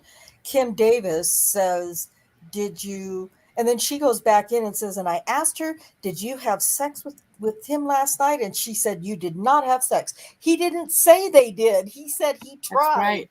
dumb bitch. That's right. God. And if it were me, I'd be so mad. So Yeah. stupid. Oh, yeah. Because when my husband comes home in the middle of the night and he trying to, I can tell you, no woman likes that. Well, not every woman doesn't not like it. You dumb idiot. Well, maybe it's different for a 20-something-year-old than a 50-something-year-old too. Maybe. So You think? I just think, she thinks a lot about how she would react to things, which is She pretty makes it scary. personal. Yeah. Yes, she does. She made it very personal. She's Exactly. more of an advocate than a detective. She even tells us how she jacks off. Oh, yeah. Serious. Good God. Which hand she uses. I forget. Well, so does Rocky. Yeah. Disgusting. Well, I was eating some pizza, but that's over. That's done. Over. Okay. I'm kidding. Sorry. Sorry, not What'd sorry. It was Sister Susan that killed me. She killed me. Sorry, brother. That's all right. I'm kidding. Okay, here we go. Whoops. So at that point, you had been investigating him as somebody who had committed more than one of these sexual assaults. After we got the forensics. Okay, so that was a couple of weeks later, you say? Yes. Right. And so at that point, you were thinking that he was a serial rapist. Well, I wouldn't call it that at that point yet. We just knew we had some female DNA on his pants that didn't belong to Janie. Mm-hmm. It could have been a girlfriend. It could have been, that's kind of why we asked, do you have, in case we got anything, do you have a girlfriend? Have you ever cheated on your girlfriend? We wanted to know his sexual contacts. Did you also ask him about, since you had used these certain words to describe him, narcissistic, psychopath, was part of your interaction with her to delve into that more deeply about changes in behavior over the time that she had known him and over the course of how these allegations occurred? Not on the phone. Okay. That night, no. Gotcha. So at some point he said that he was very open during the interrogation about answering all your questions. He didn't lawyer up, right? Right. Right. And at that point, he did agree to a lie detector test? He did that night, yes. Yeah. Originally, he did. Yeah. Would that normally be the behavior of somebody who's accused of a sexual assault of a grandma? We do have that happen. Yeah? Yeah. Yeah. Child molesters to killers. Yeah. They're just trying to sell it to you. Hey, I'm innocent. Look what I can do. Remember, Daniel's also a cop, so he knows we can't use that in court, too. Right. So, not a lot of people know who've only paid sort of cursory attention to the case. That it wasn't just Janie Lakins. She did become sort of the very public face, sort of as the prototypical target of Daniel Holtzclaw. But there were actually 3 women on that night, early morning. Can you talk to us more about that? Because, like I said, that when I first started looking into the case, that was shocking to me. I don't think a lot of people know the chronology of how all that transpired on that day and night. His first that night was Adara, the one Gardner, the one that we got the DNA from. That's the minor. That was his first. That's the 17-year-old Right, now. she was 17 at the She's now time. 18? She may be 19 now. Yeah, that's right. That's 2 years ago. Right. And has she come out publicly? No. She's very shy. You gotta remember all. Sorry. She is not very shy. What Adara the hell? Gardner. She would laugh at. She would. Oh, Wait till you guys get to see her deposition. Adara is not shy, and she's very smart. Very And because we read her trial testimony, if you remember back to her trial testimony, she had no problems calling out Scott Adams. And even the judge, well, not so much the judge, but certainly Scott Adams. And she even got after, what's his stupid face, Gigger. She even got after him a couple of times. There's nothing shy about her. In her deposition, they try to trick her into saying some things, and she is so far ahead of what is going on with the questions. She knows what's coming. She's not having any of it. It's unfortunate that her life ended up the way it has. Yeah. Very intelligent. Because it could have been different if her, mental illness would be treated consistently. I don't know, just a whole myriad of things. We don't really know what her life was like when she was living with her dad, but we got to see what it was like when she was at her mom's house, just, roaming around with dangerous people. Right. Yeah. That's sad. Okay. And then to be 17 and have some detectives drag you into a lie that you're going to have to deal with for the rest of your life. Yeah. She's not making good decisions already. And then you present this opportunity to her. And who knows? Yeah. You help her just continue her lifestyle in a sense of being a liar. Hey, Susan, it's paused right now. She's asking if anyone else's screen is totally frozen. Oh, no, I paused. Well, she's been having internet problems too. Okay. We're going to unpause and start again though, Susan. Here we go. These women have issues, drug issues, alcohol issues, prostitution issues, all of them. Janie Liggins didn't. No, she didn't. And that's what got the ball rolling. All the rest did. Oh, all right. Since you brought that up, so Janie Liggins did not fit the profile of the victims that you came up with. Correct. I don't understand that. He messed up. He was also ramping up like we would see in a serial rapist. Okay? Kim and I divided up, just to make it short, we divided up a kind of a timeline. Kim ended up working more victims because it was getting closer to that time. He had fewer victims earlier in the year, but he kept feeling more and more comfortable leading up to that night where he had 3. You asked about 50th and Lincoln, how would he feel comfortable in that area? Well, by that time, I would say almost probably felt invincible. It just appears to us and just trying to right. And that's a normal serial rapist. If as they start, their assaults get less time between the assaults as they go on. Is that sort of in the literature of? Well, that's just from our experience in the serial rapists that we've worked.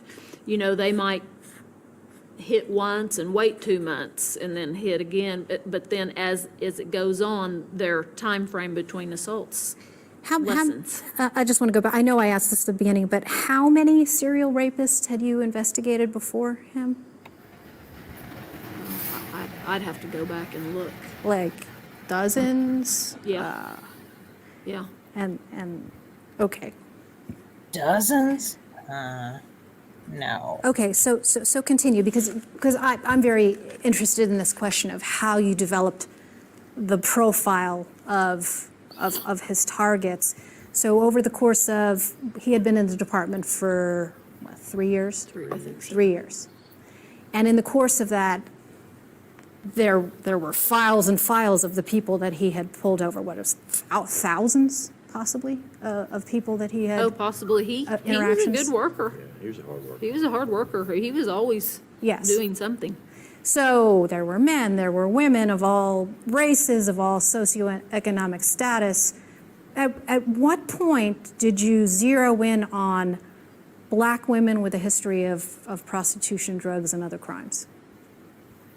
I'm trying to think if it was after we got the DNA back. But after we powwowed, if you will, and we only looked at black women because that's where he worked in the area. He worked on the black side of town. Oh my God, I can't hardly stand to listen to her lies. Yeah, he only worked in the black women's side of town. I mean, black side of town. What? Yeah. What about the guys? He didn't. No try to guys, no white people, no Mexicans, just black women. Come on, they had their list before they got the DNA back. What is she even talking about? I know, she's such a liar. I mean, I don't know that timeline in my head, but we just went over it a couple weeks ago. Yeah. Yep. Okay, here we go. So that's where we started with. And what we did is anytime you check somebody for warrants, there's a log sheet. And we started with that log sheet and went hand searched, and we wrote down the name of everybody he ever ran through our crime information unit. Okay. Name, date of birth, and race. And we started with that log sheet. And that log sheet was hand searched more than once in case somebody missed something. I mean, we would take them home and search them and highlight and make copies, and that. Kay, she's lying. Like, she's so lying.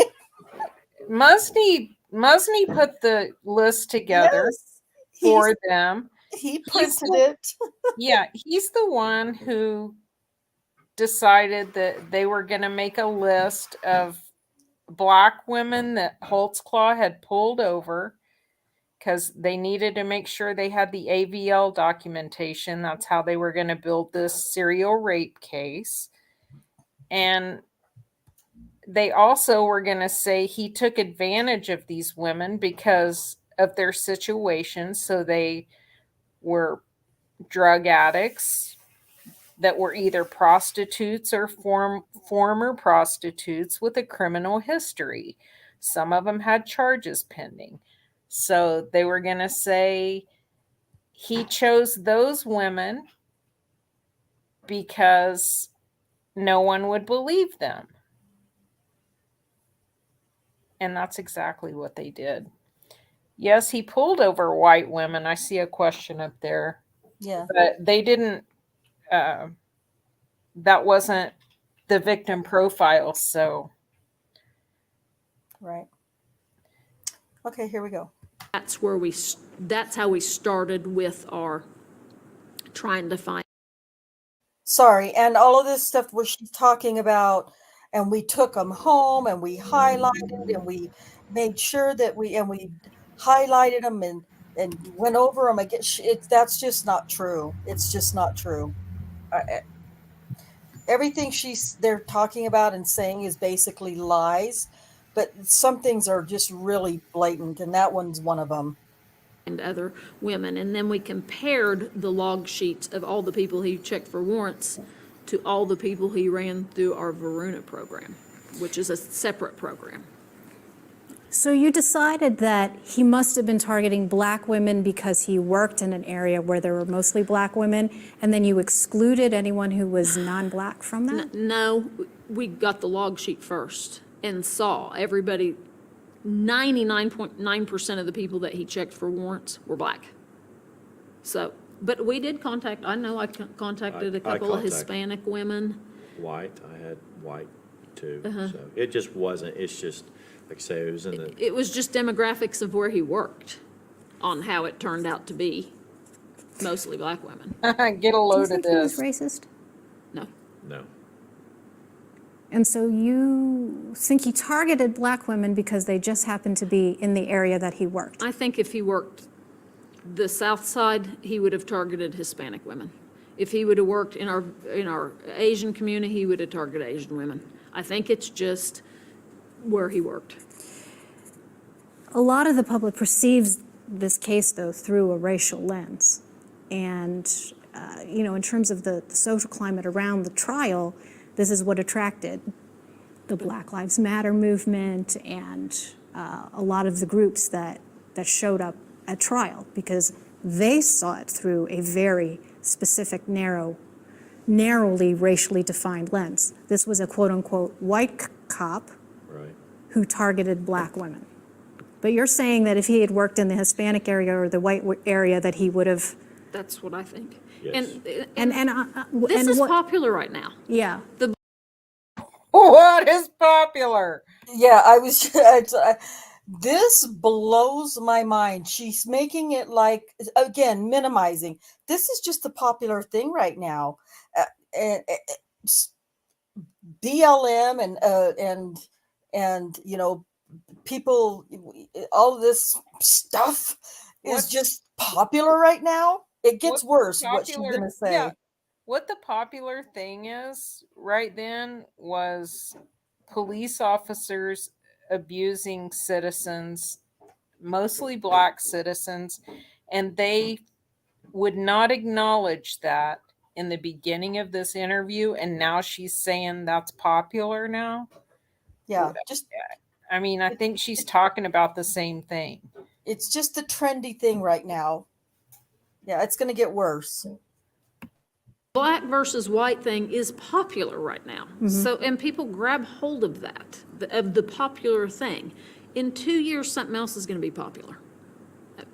So this is just popular right now, so it's grabbed a hold of. I do not think he was racist. He dated black women in high school and college.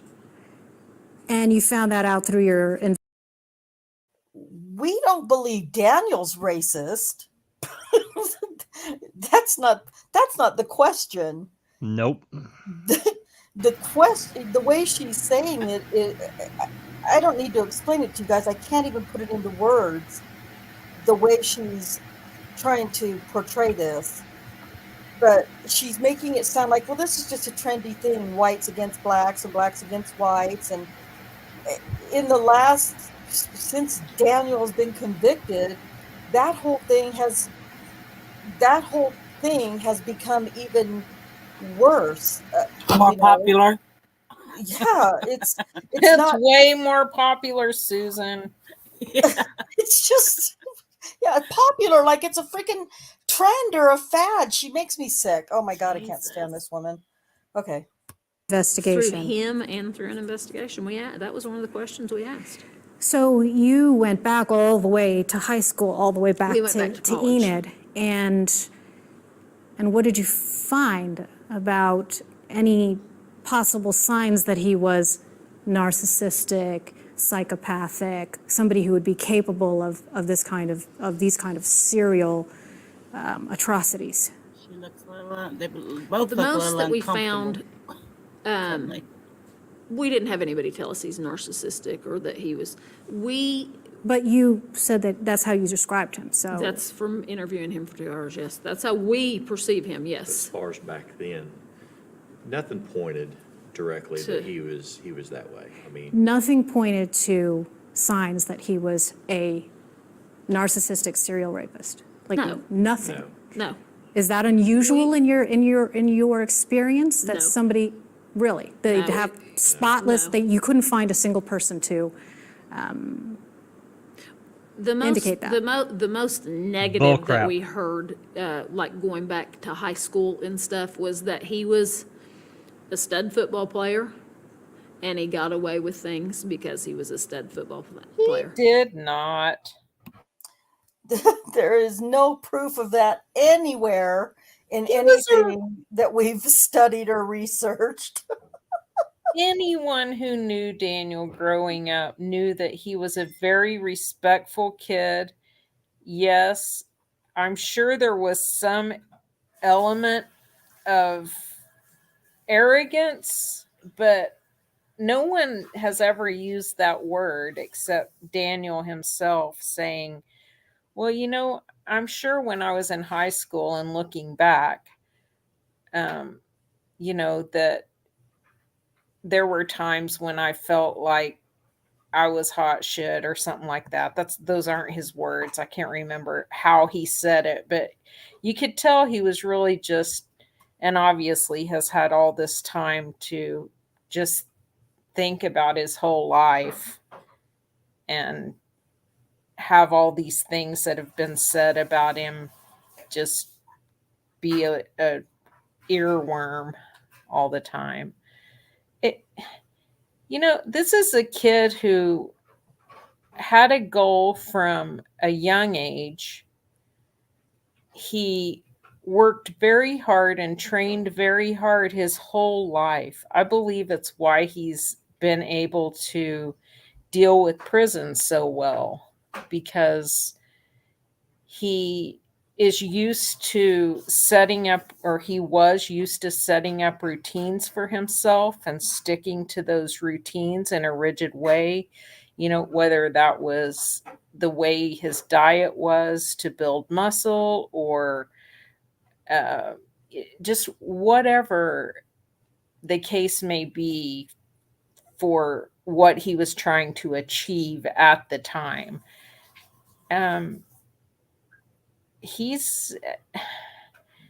This is just ridiculous. I mean, this is a kid that he and his sister both got jobs at McDonald's at a very young age. Not kids that were just handed things. That wasn't how they were raised. That's so annoying to hear her say that shit.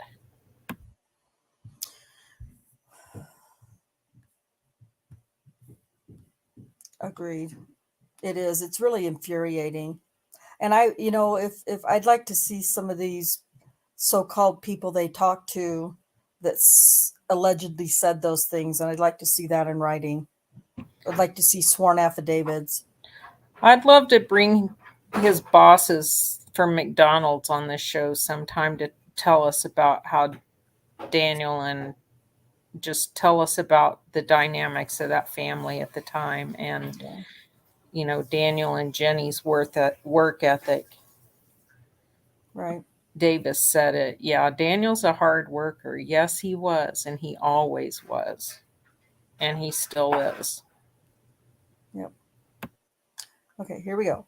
But not things like rape, but that he was a stud football player and his daddy was a cop, and he got away with a little more than a normal person would get away with. That was the most negative thing that we had heard. And in college, any signs that he would have abused women or abused power the way he allegedly did when he was a police officer? We tried to find out if there was any complaints about him on the college campus, but there were not. No signs of the kind of predatory behavior that he was accused of. And some of the serial rapists we've worked in the past too. Clean background, yes. Nothing before, and all of a sudden something got triggered off.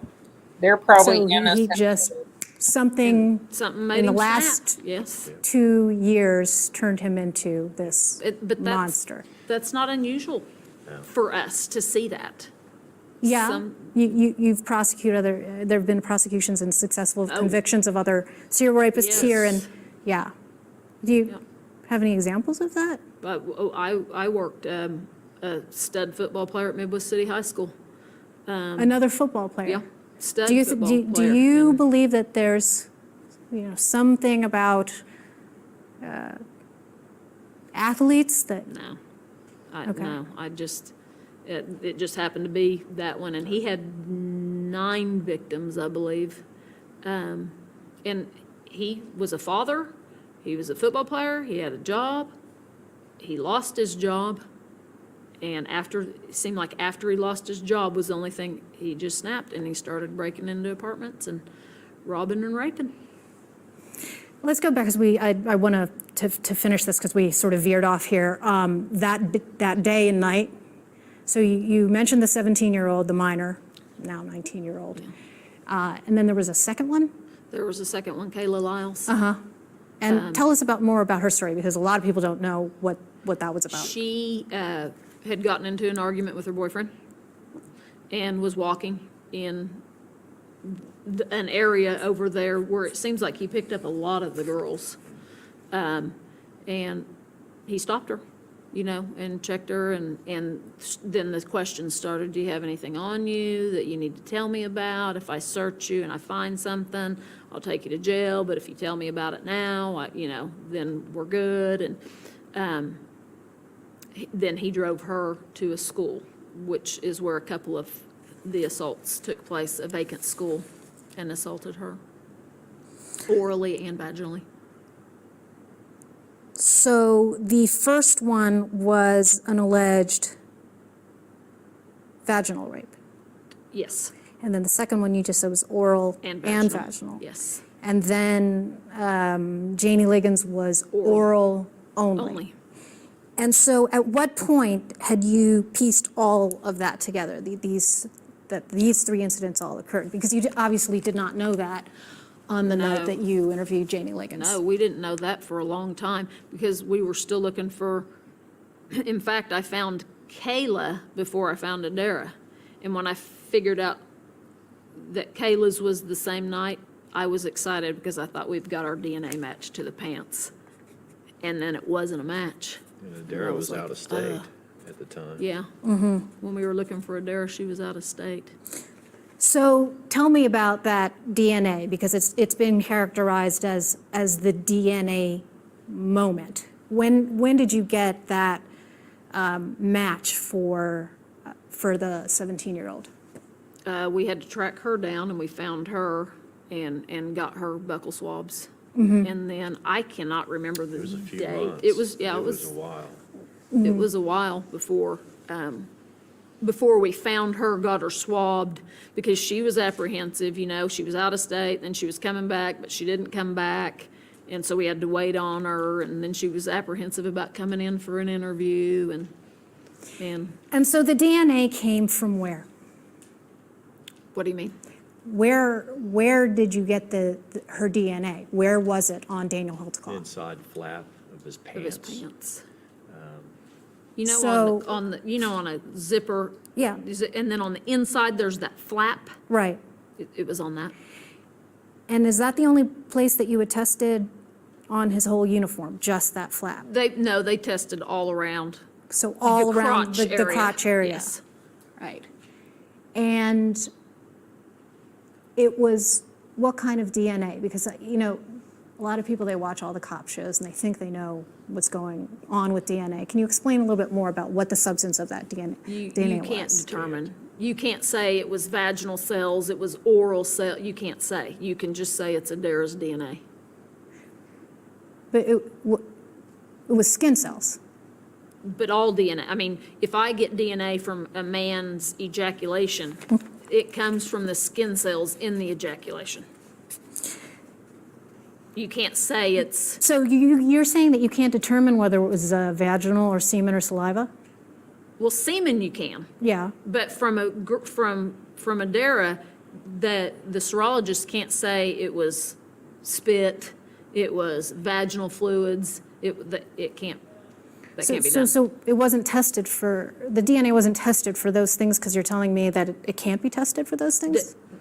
Our serologist, they said there is one test that they can test for spit or saliva, but it can't be used in court, and I can't remember, there was another thing. And our serologist, when she testified, Okay, what does she mean, but it can't be used in court?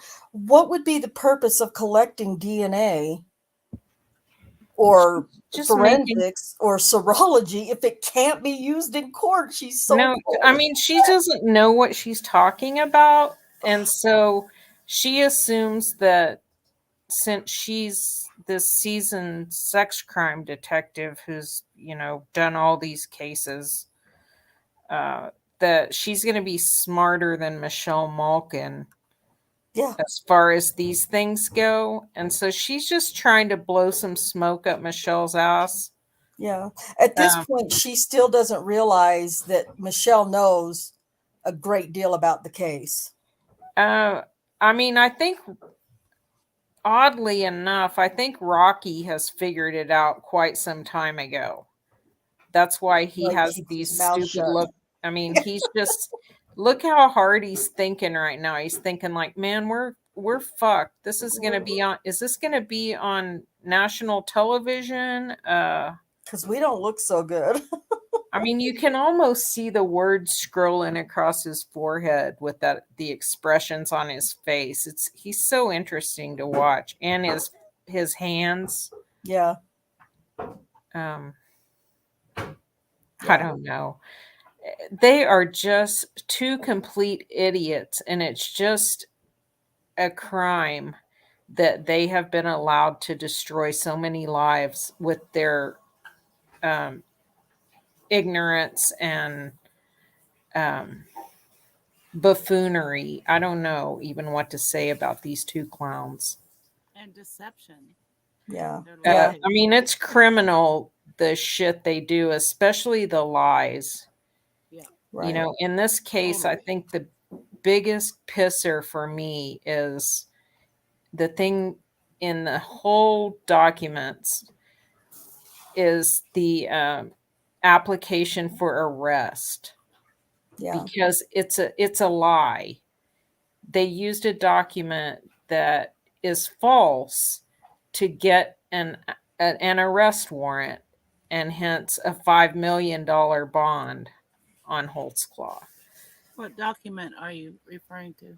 It's the affidavit for arrest. Okay. So, yeah, they had to basically, it's like 4 or 5 paragraphs of Lies. what they deem probable cause, but only they use the Terry Morris May 8th date. Yeah. They lie about, they don't even explain anything. They make it seem like the 911 call was on May 8th. Oh, They just, I mean, yeah, we'll have to pull that out and go through it because. Yeah, I haven't seen that.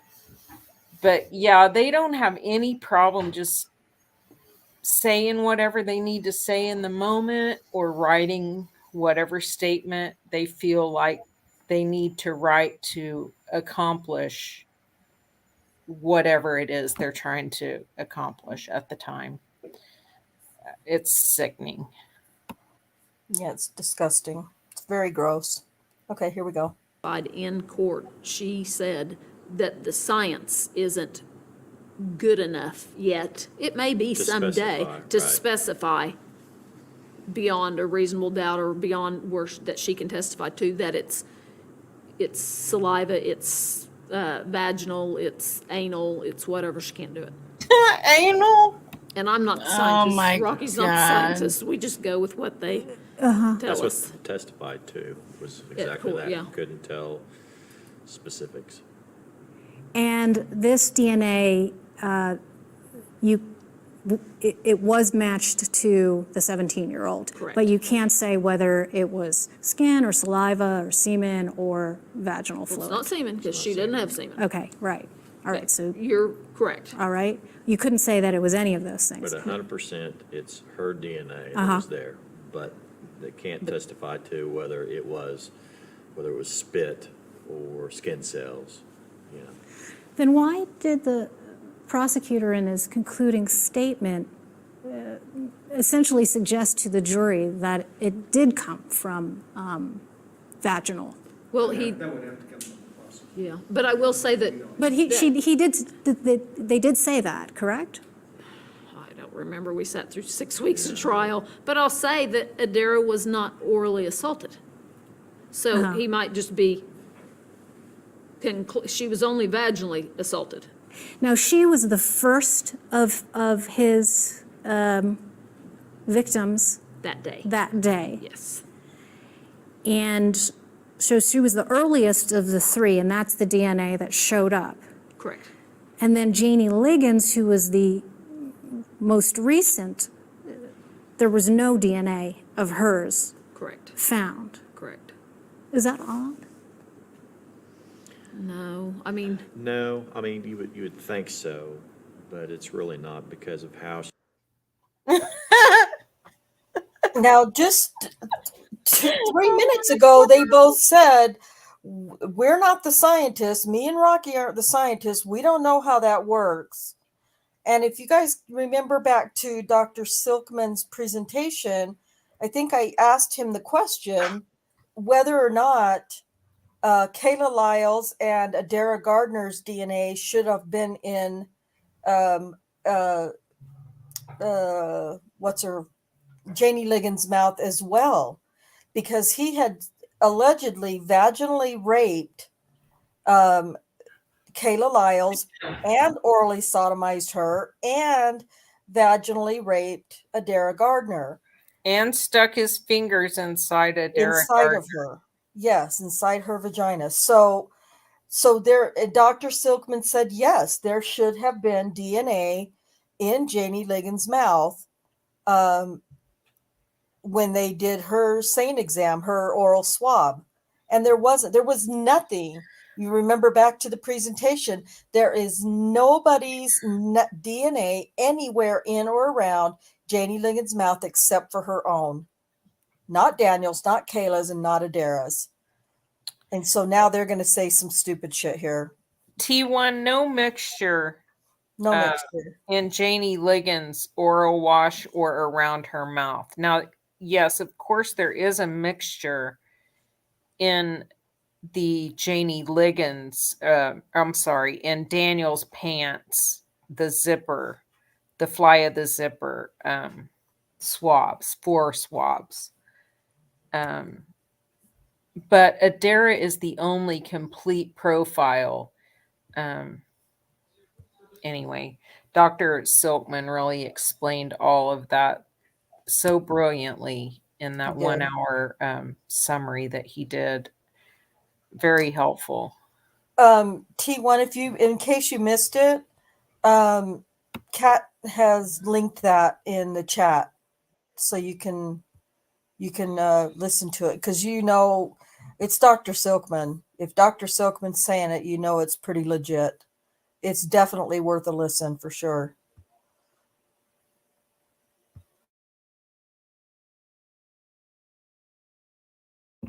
Recalculate. Oh boy, I know that's a bad sign. Okay, here we go. And this DNA, it was matched to the 17-year-old. Correct. But you can't say whether it was skin or saliva or semen or vaginal fluid. It's not semen because she didn't have semen. Okay, right. All right, so, You're correct. all right. You couldn't say that it was any of those things. But 100%, it's her DNA that was there, but they can't testify to whether it was spit or skin cells, Then why did the prosecutor in his concluding statement essentially suggest to the jury that it did come from vaginal? Well, That would have to come from the prosecutor. yeah, but I will say that, But he Shut did. him down. They did say that, correct? I don't remember, we sat through 6 weeks of trial, but I'll say Yeah, that Adara was right. not You don't orally assaulted. remember. So he might just be, Hey, can you pause that a she second? was only vaginally. What did that lawyer say on the off screen there? Wouldn't let him answer? He jumped in so fast when they started questioning the prosecutorial misconduct aspect of it, where Giger Lied. in closing and stated something that directly was Facts not entered into addressed evidence. by Elaine Taylor. I Yep. mean, he directly contradicted his own analyst in closing. Yep. They're very well aware that is a huge violation, and he was all over that. Yeah, And he of was. course, He was Kim says, "Well, we was sat through 6 weeks of trial. I don't remember that." What an right. ass! What a Yeah. liar! Bullshit. Hey, Well, Rhonda, yeah, where where did she say it's coming. when It's asked? coming. Oh, okay. Oh, I thought she was. Is this where she's is talking about how she thinks that was brilliant of Giger? Good lawyering. Okay, it's here. Okay, cool. Yeah. Yep. I subtitled it. Here we go. Assaulted. Now, she was the first of his victims That day. that day. Yes. And so she was the earliest of the three, and that's the DNA that showed up. Correct. And then Janie Liggins, who was the most recent, there was no DNA of hers Correct. found. Correct. Is that odd? No, I mean, No, I mean, you would think so, but it's really not because of how it's just how he put his penis up and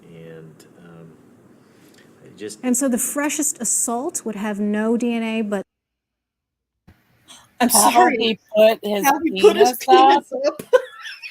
What the Can't even handle it. Can you show us, Rocky, how that is? How do you do that? How do you put your penis up, Rocky? Oh my Better, God. Jack. How do you put your penis up? I You know, love we've had his this- little thing he says when he sets these things up. He says, "You would think so, but But Yeah. he says that quite frequently, I've noticed." So he puts Yeah. it up different we- each time. Is we- that what he's saying? We've had this put it up discussion before. oh, sorry. You don't Um, want to have this discussion You don't again? want to say it again? I really don't. Okay. It's really weird Well, you because would think you would think so, but I mean, Yeah. the putting it up part is it either going to go to the left or to the right, and that's the Oh, I extent of remember putting it now. up. I remember now. That's it. Right. Oh. So does Left that or right. make it? That's God, and generally so bad. guys they already have that decided. That's already it's just kind of an automatic thing after you're about, I don't know, 10, 12 years old. That's just what you do.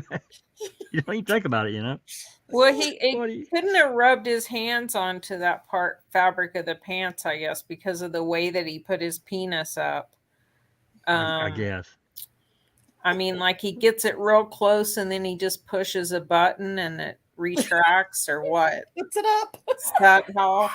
What the hell? These Oh, people are. Jesus. So ridiculous. I mean, there's just so much wrong with that statement. It's like you're putting away, the milk, and Yeah, it's like, no, I know. that's not how it works. I say What that to my Rocky- grandkids. Hey, go put the milk up. Exactly. Okay, let's hear what Rocky says. This is a face. That was a face palm, a double face palm statement. Let me put it that way. Oh, freaking beats. He's referring to The Office. I love you, T1. I always need a good office joke. Okay, here we go. the earliest assault would? yeah, a lot of cases we might not even have DNA. I mean, that doesn't shock us that we have one and not the other. I mean, we do see that. Is it possible that there's an innocuous and completely non-nefarious reason that the 17-year-old's DNA was on his pants? On the inside of his pants? No. No. He couldn't have gone to the bathroom, put his hands down there? No. But It's- Were the pockets of the pants tested? No. Why not? Why? Is it possible that the transfer of DNA cells from the 17-year-old to Daniel Holtzclaw came from random transfer or touch transfer? I have not worked one sexual assault case This is so fucking stupid. and had transfer DNA. Not one sexual occult case. Anything's How do you know they possible. couldn't I would never determine say where it it's not came possible. from? I have. What you just said. We've never been lucky. We are so. Look at their faces right now. Oh my God, look at Rocky's eyes right now. And that mouth. Yeah. Oh my goodness. I think his ears are even perking up a little bit and kind of bending out. His nose is growing, that's for sure. Both of them. Oh my God, these two. Couple of clowns. Thrilled when we get DNA in cases. I've never been lucky and got transfer DNA. I mean, look at, okay, for example, you're throwing out Janie was in the back of his car and there's no fingerprints and there's no transfer evidence of that. Transfer DNA is hard to get. It's hard. Very rare do we ever I've never had even one. just DNA. Yeah, I've never had a Do you transfer. think it should be standard protocol to test, other areas to rule out that possibility? Well, if we would have tested the knee of his pants, I can't say that came from a sexual assault. It's not. Does that make sense? I mean, you kind of have to use a little common sense here. If Kim. I can't test the cuff of his the way you pants investigate. and say Adara's DNA was down there, that doesn't prove anything. But the inside of his pants is a little bit more. No, wait a minute. Damning. Pause if a you will. second. And you. Yeah. So let's get this straight. If he had touched her Sorry. inappropriately, as they're saying, and then used his hands to straighten out the cuff of his pants, and her DNA was on his hands, you follow my trail here? Jack, Picking it up doesn't on- work like that. Or Oh. if he had searched Oh. her purse and, fixed his cuff, and there was Yeah. DNA there. Jack, you're Right. gonna have to go back to DNA school. I mean, Apparently. And I'm being logical. I know that I I think really you better shouldn't be take doing. the Kim Davis DNA school because you don't know what you're talking about. Clearly, I'm lost. Look at the Gotta go back. expert right there. Look at Yeah. her hands. There's nothing if her DNA's on the knee of his pants. He's doing the wabbit. That That's can't called the- prove. I mean, you got to use a little common sense Got a here. little common Right. sense here. I mean, that's not going to prove. You see what I'm saying? If there were ever a made-for-TV documentary or movie, you're in. You can I'm do in Kim. for Dumb Davis. Okay. Yep, you're in. Yep, I you're don't know shoo-in. if I can make all those stupid ass faces she makes. I'm All sure that sitting here crap right she now. does I with her don't think tongue. anybody could. I'm just sitting here visualizing in my mind right now. Easy, You're Jack. sitting there. You're sitting there at your You're sitting there at your desk, and you're making those fucking faces. I'm sorry. I'll I'm shut up. trying. I mean, I've got her on the big screen right in front of me, and I'm trying to mimic everything she does so that when I'll show myself out. That was bad. that's all right. I mean, I think this will be a stage production someday, and I'd love to hope so. play Kim Davis. I hope Good so. point, T1. All DNA is transferred. Yeah. Think about it. Yeah. Oh Use my your common God. sense. Well, we've never had a single sexual occult case where that happened. So I don't know what you guys have been doing, but over here in super DNA And- land. And how many serial rapists has she said she's caught? Dozens and Dozens. Hey, Doesn't- and But she's never had a case where they found touch DNA. Mm-mm. Yeah, but she says they can't test for where it came from.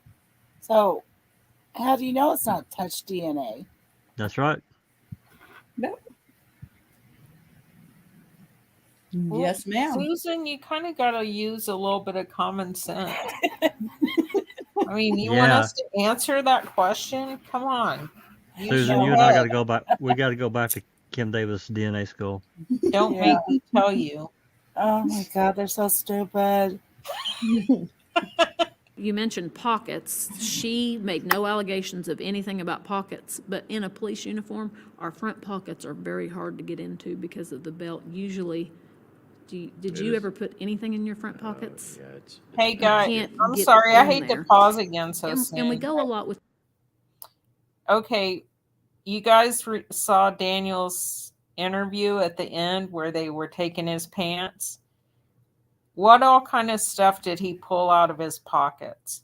She's trying to convince her that they don't use their pockets. Oh, I don't remember. What did he pull out? All kinds of shit. Like he had this big old wad of keys that looked like he was a jailer or something. I mean, I know he did security at his apartment complex, so he probably had keys to different things at the complex. But just, I don't know. I think he pulls out 3 or 4 different things from both pockets and lays it on the desk there. So this is ridiculous. That's what I said earlier. They minimize everything. Exactly. Common sense, okay? Common sense. I know, you gotta kind of use a little. We're all rolling uphill, and Kim Davis has got it. Oh, Jesus. Oh my God. The victim's allegations. If she alleged, he put it in my mouth and I spit on his knee. I'm going to test his knee, but we go a lot with, but if there's not anything that points to why we should test the knee of his pants, we don't do it. So you focused on the crotch area, Right. Because you were following the lead of what these victims Right. had said. Right. Did sure you there's nothing fluoresce the exculpatory. pants? Is that something that's standard procedure? You'd have to ask the serologist. We don't, once we take the pants and put them in a sack, we don't see them again. Yeah, we send it to the pros on that. Okay, so you did not order, you did not ask them to do We that. don't tell them how to test. I don't know how they test and if they fluoresce, and they have their procedures and their policy, and we just let them do Interesting. it. She says And so fluoresce. you would. What was that? Interesting that she just said, I don't know what they do or how they test or if they fluoresce. Oh, yeah. Yeah. Interesting for her to have that. She's not smart. I mean, Didn't Michelle just ask her that? about fluorescing? Yeah, Oh, I'm sorry. Maybe she I, did. I think she did. Well, I'm surprised. I really don't want to cut her any slack right now. Or she may have just said, use an alternate light source. I don't remember. Go Yeah. back. Well, she knows at this point when she's being interviewed that was a big deal. And I mean, I believe that may well have been part of the secret hearings too. I'm sure they addressed every error that the analyst made in those secret hearings because that's allegedly what they were about, and Right.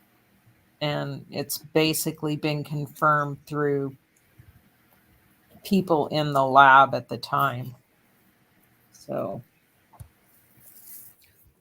Okay, here we go.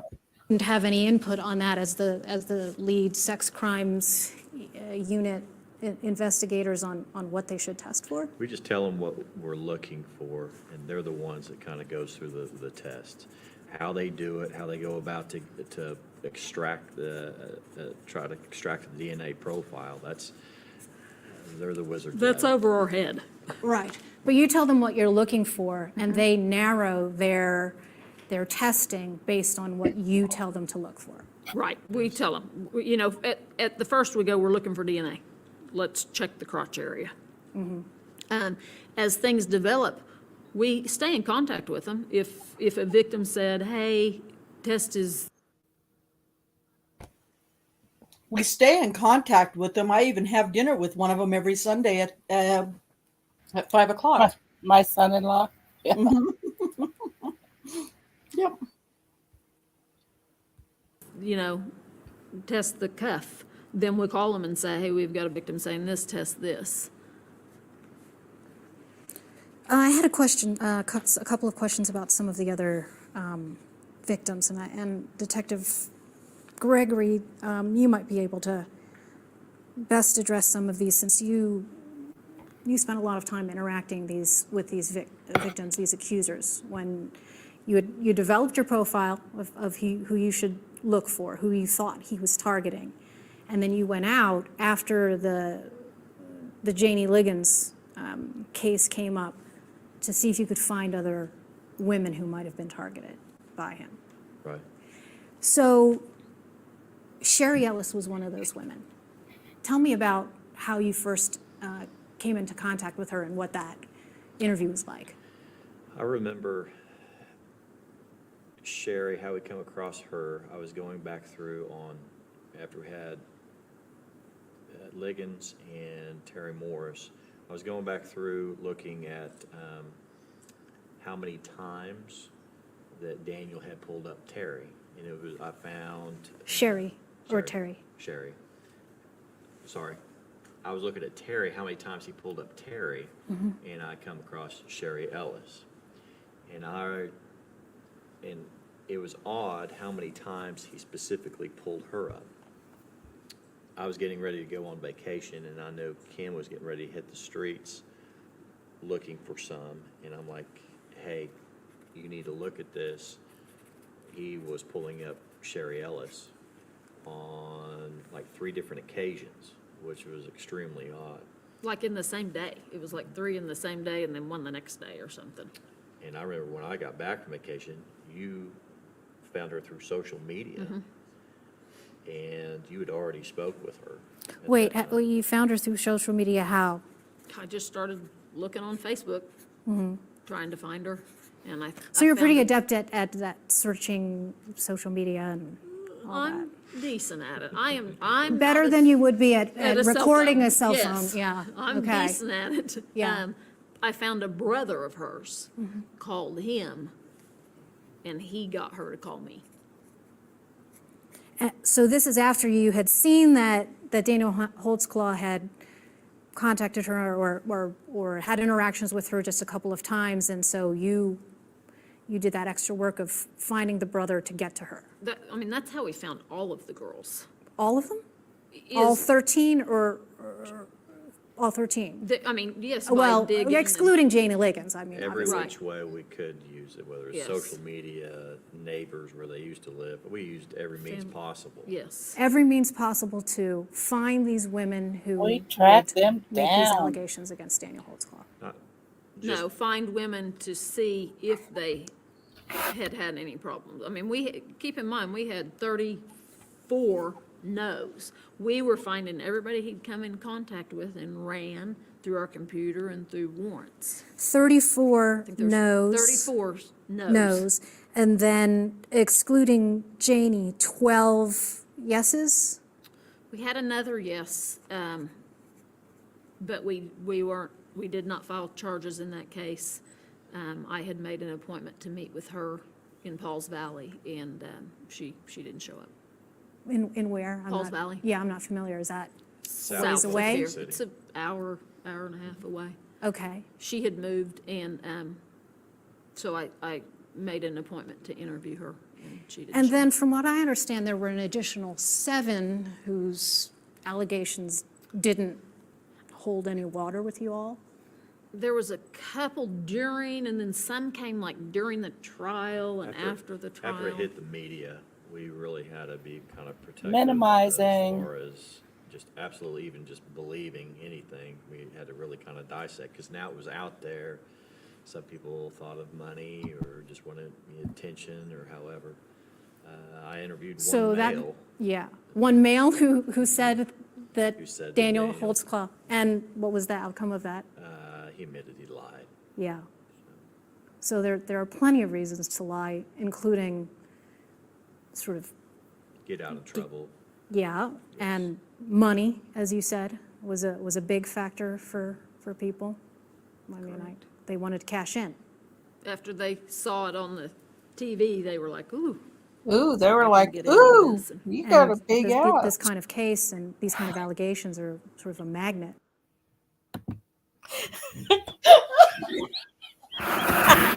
God. Oh, Jesus, help me. I'm sorry, man. These fucking people. These are like, they're the dumbest fucking people around. Oh, I just can't stand it, man. Look at those wild eyes, man. When they are telling their stories, their eyes are crazy. They are locked in. Yeah. Especially Rocky. Those eyes, he gets. Yeah. There's some movie does where all you can see is white. Yeah. Yeah. Okay, I'm sorry. I couldn't help it. Oh my God. For people who are looking to cash in. Right. Yes. Yeah. All right, so take me back to Sherry Ellis. You interviewed her. Yes. We went out together. Right. Was that the first time we found that it was a school? Yeah. We had her drive us. This is where he stopped me. And he stopped with her, remember, by the crepe myrtles, and orally assaulted her. She took us step by She step. took us and then she said he stopped his car right here, orally assaulted me. Then he turned here, he drove to this school, and that's where he vaginally assaulted her, and then let her go. And then he drove this way when he left. We pulled up GPS. I bet they took her and said, okay, so now See, what our happened GPS, at the way this it spot? works, we found this out on that. That's began the GPS. Our GPS on our scout cars will show. On Yeah, the they had streets already of looked Oklahoma at City, ABL. As soon as you leave the streets, let's say into a pasture or, like in this case, school grounds, he jumped the curb onto the school grounds. It doesn't ping on GPS anymore. It will only ping, if you will, On the street. On the streets. Mhm. So it Doesn't shows him ping. going to the end of the street, disappearing, then reappearing several minutes later on the other side. Is there any other explanation other than that he sexually assaulted her that he would have pulled up off that curb and gotten off the street? Not with her. No? I mean, not, especially male, female, you don't do that. Okay, so there's only one explanation for why the GPS would show that he left the street, and that only explanation was that he was sexually assaulting her. Well, again, we were just verifying what she told us. Yeah. It's just like on Terry's deal. Sherry says, picks me up here, he goes up here to the corner, turns, I mean, step by step, and so we go and verify through GPS. The only how she would have known that is by being in the car. Because you couldn't see she couldn't have seen him drive that route and see without being in the car and know that without being in the car. There's explanation. If he didn't have, I'm sure there's guys that go up there and go to the bathroom. You know, but a male officer does not drive a female officer to an abandoned school and stay and not tell dispatch and not. There's no reason. Unless he's sexually assaulting her? Is that what you're saying? There'd be no other what if, I'm going to interrupt here. I mean, they've answered it twice. Sure, I know, but I'm kind of exploring. I also understand kind of the tone this is taking, so it's time to just move on to the next question. I also kind of understand kind of the tone this is taken, so I think it's just best we just move on. Ugh. Was Sherry Ellis the one that initially had described Daniel as a short black male? Yes. Oh, hold on, guys. This is going to get crazy. I think the lighting and the overheads change everything. When the overheads are really bright, and when you guys go out tonight, you ought to Come on. do that at night and turn on it changes the coloring of people, and it washes out, and you just can't see. Would it change the height? No, Sherry's a tall girl though. So If how it does she washes describe out- him? How does she describe him as darker than her? Exactly. If it washed him washes out, how is he darker than her? Look, guys, it's magic lighting. You just got to use some common sense here. Oh God, this is just insanity. And then Michelle, does it change the height The though? height. And she's like, Yeah. no, it wouldn't change the height. But Sherry's a tall girl though. Yeah, Sherry's she's a tall for a girl.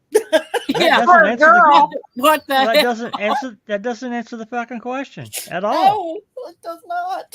It's He's like a how tall filthy girl Daniel for a is. girl. You know, his car's so filthy. That's why Yeah, there's fingerprints. It's his just car was filthy. such a pigsty. We can't God. get anything off of that. Oh Jesus. Okay, because it isn't over. Just gets funnier. Yeah, she's a tall, thin girl. She is too. Oh For yeah, a girl. tall. For a Uh, girl. And no, it wouldn't change the height, but you gotta think of the trauma. I don't know that I would get the description right if somebody puts their penis in my mouth and then drives me to a school and rapes me. Oh My my description God. is going to be so off the wall. I've had victims say they had blue eyes, and when I find them, they have brown eyes. Oh my That's totally different. Eye color is Oh, one thing. shit. God.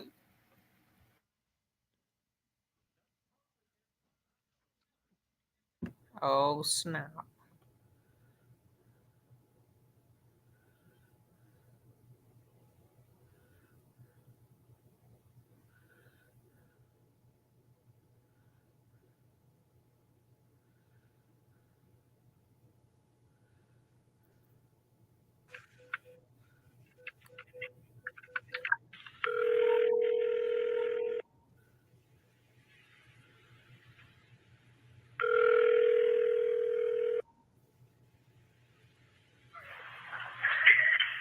Hello? Is this Sherry? Yes. Sherry, this is Detective Davis. Yes, ma'am. Okay. You sound frantic in your messages. Oh yeah, because I don't know what's going on. It's okay. That's why I've been wanting to find you and just ask you something, okay? Okay. I have received a tip on I work in sex crimes, and I've been working some cases, and I received a tip that you may have been sexually assaulted by a police officer. Yes, I have. But I didn't say anything because I know that I know police department and police things all stick together. Well, ain't sticking together on this one. Oh, okay. So I would like to interview you. I didn't ever get his badge number. I don't know anything. I was terrified. I just didn't know what was going on because he said I'll do that, or he was going. I don't know. I didn't know whether if I still did it, or is he going to take me to jail or what. It was a black man. Okay. He was in a black and white police car.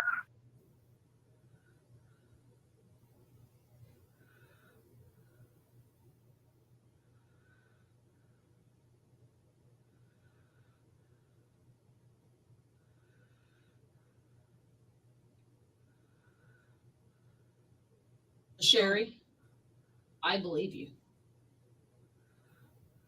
I didn't believe you, I wouldn't have been calling you, trying to find you.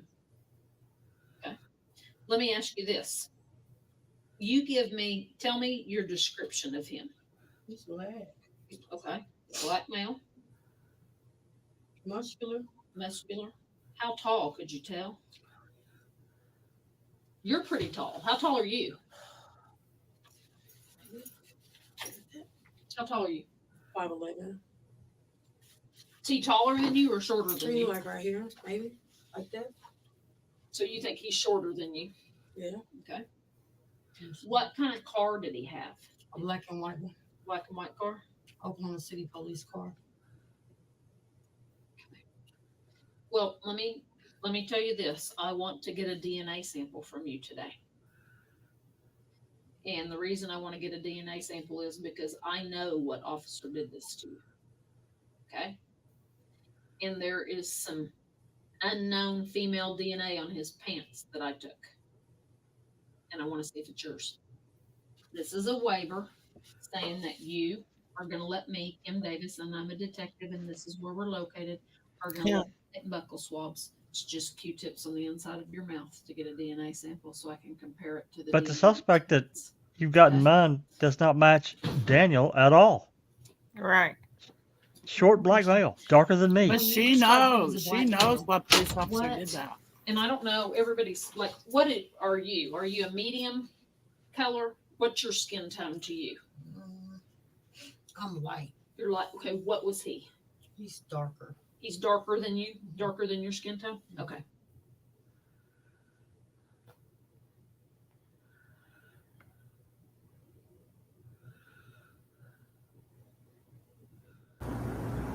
Okay, would you raise your right hand, please? Do you swear to tell the truth, the whole truth, and nothing but the truth, so help you God? I do.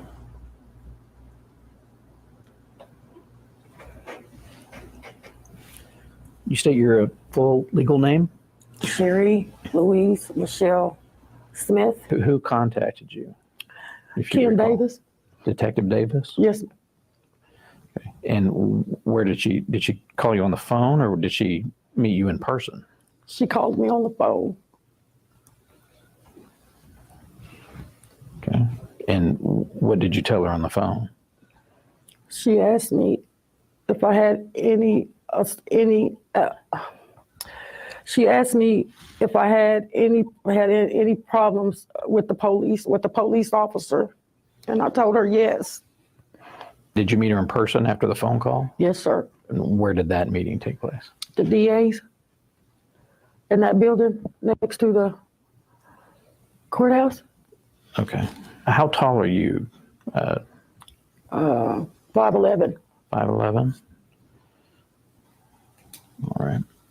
And do you recall explaining to Miss Davis how tall this officer was that assaulted you? Yes, I did. Okay. Now, I'm going to hand you another exhibit. We marked it as exhibit number 4. That's a video still of you explaining to the officer how tall the person was that assaulted you. Do you recognize yourself in that image? Yes, sir. Is that you? Mm-hmm. Okay. Yes. All right. Now, how tall did you tell was the person that assaulted you? I don't recall how tall I said he was, but I did say that he was shorter than I was. Okay. And we say shorter than you by about how much? I mean, in that image, it looks like you're holding your hand up maybe to your shoulders. Yeah. So he came up to about your shoulders? Yeah. So maybe what, 5'5", 5'6"? Yes. A shorter man? Mm-hmm. Yes, sir. And how else would you physically describe the officer other than by height? I had said that he was black. He was dark complected. I think black is what I said. I'm marking this plaintiff's exhibit A. I have a copy for you here.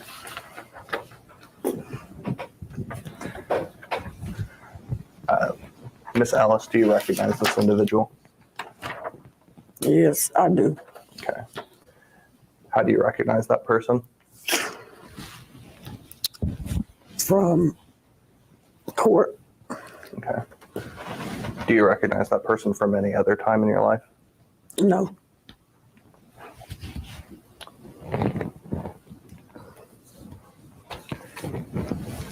At the time you were at trial, did you believe you had seen that individual before? No. I've seen him. During trial, that's when I seen him. Okay. Had you had any previous interactions with that man to your knowledge? Not to my knowledge. Besides him. What do you mean? It's besides, I have never seen him but before trial. That's when I finally seen who accused of raping me.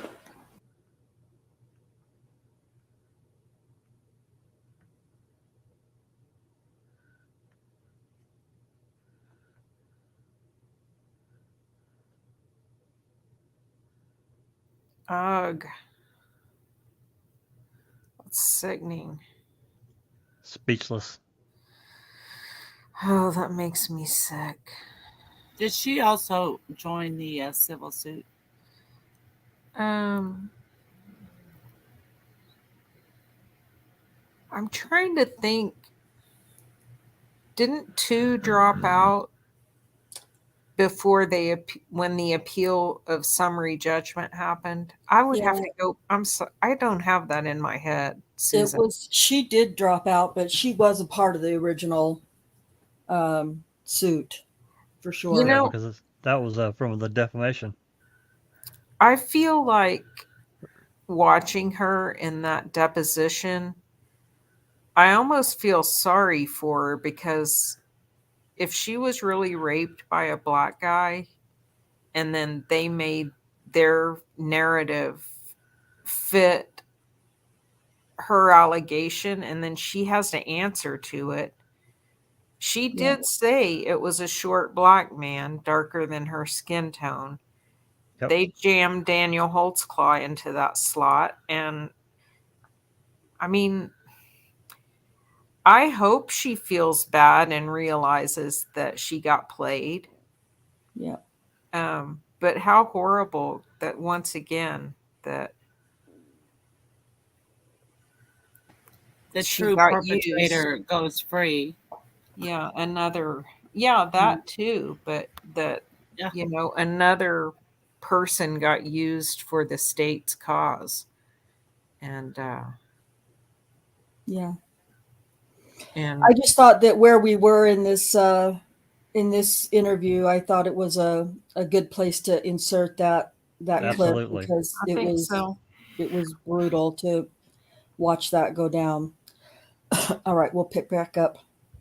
Does different things to different people's brains. We've seen that before, That's like different, even different races. I mean, and Yeah. we can prove there. She said it was a white guy, but it was a black guy because we found the DNA was semen. Yeah.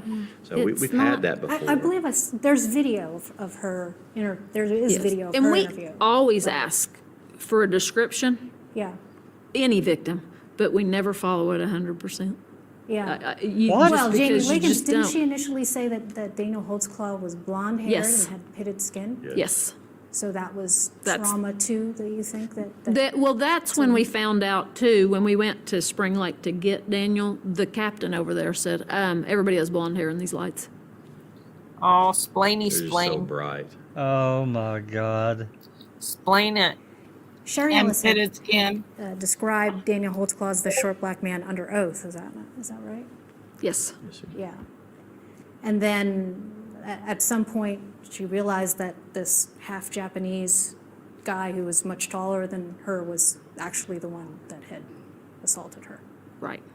But that just goes a little bit more to her credibility too. She Lack of credibility. had known, it's been all over TV, but she still testified under oath that she told detectives it was a short black man.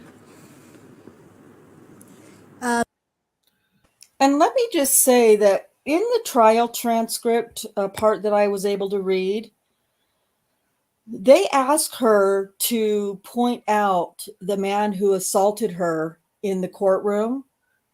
Giger did. I believe it was Giger. Asked her to point out the person who sexually assaulted her. And she looked around the courtroom and she couldn't see him. And he asked, do you see him? And she looked around the courtroom and she couldn't see him. And he said, it's okay. Take your time. If you need to stand up and look around, that's okay. And even after that, she still could not point to Daniel as the person who sexually assaulted her at trial. Because he didn't. Well, yeah. Unbelievable. And if anybody was honest at all, had any glimmer of honesty, she could have lied. She could have said, oh, yeah. She could have said what all the other girls were saying. Oh, yeah, him over there at the defense table. But she truly did not see the man who sexually assaulted her in the courtroom, so she didn't point one out. So, and Andrina O'Donnell, she says Kim Davis makes her a victim twice. Rocky Gregory made Terry Morris a victim multiple times. He did. And many of these women, some of these women were absolutely made victims. And if there are two that I have any I don't want to say sadness or compassion, or I don't know what the feeling is, but something that I have any kind of positive feeling for, it's Terry Morris and Sherry Ellis, because I personally believe Sherry Ellis was sexually assaulted, but just not by Daniel. And I do too. And Terry Morris may well have been as well. And Terry Morris as well. Yes, I believe she was as well. And that what they did to these women was get them to point to somebody completely different than, you know, who may have actually been their attacker. Well, So to it's just, reassure Sherry Ellis, I know who did this to you. She knew none of that matched up, and she assured Sherry that I mean, when you watch Sherry sitting there when she's asking her for her buccal swabs, it's interesting Sherry's body language. Yeah, Because it's like, you know, she's kind of nervous because she knows her DNA's it's not going to be her DNA. Mm-hmm. And she just kind of not knowing where this is going. It feels like. Maybe I'm completely wrong, but no, I got the same feeling. Well, it's also how long after she was assaulted. Yeah. I mean, she's thinking all of that stuff, I'm sure. Yeah. Right. Like none of that made sense to her. Yeah. Okay, here we go. Can you tell me about your interaction, Detective Gregory, with Carla Raines? And how she came about? Was it very similar that you had sort of searched her out as well and found her that way? I tried to make phone calls just like we did with any women on. Warning, warning, warning, huge lies ahead. This massive list. Mm-hmm. I remember I finally made contact with her by phone. I think she returned a call, like she was staying at her grandmother's house. And I asked her if I could speak with her. I went over there. She was in front of her grandmother, and I just simply asked her, I'm like, hey, I'm investigating a situation. Have, you know, you ever been, had any issues with any officers? And in the beginning, she said no, but her grandma was there. And then there at the end, she's like, hey, hang on a second. Can we talk privately?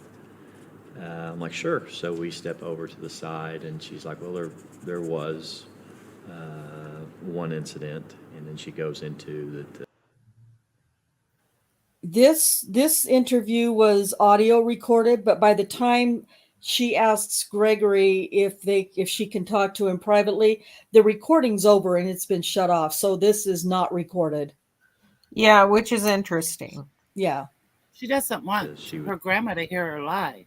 Well, yeah. Yeah, well, I don't think it ever happened.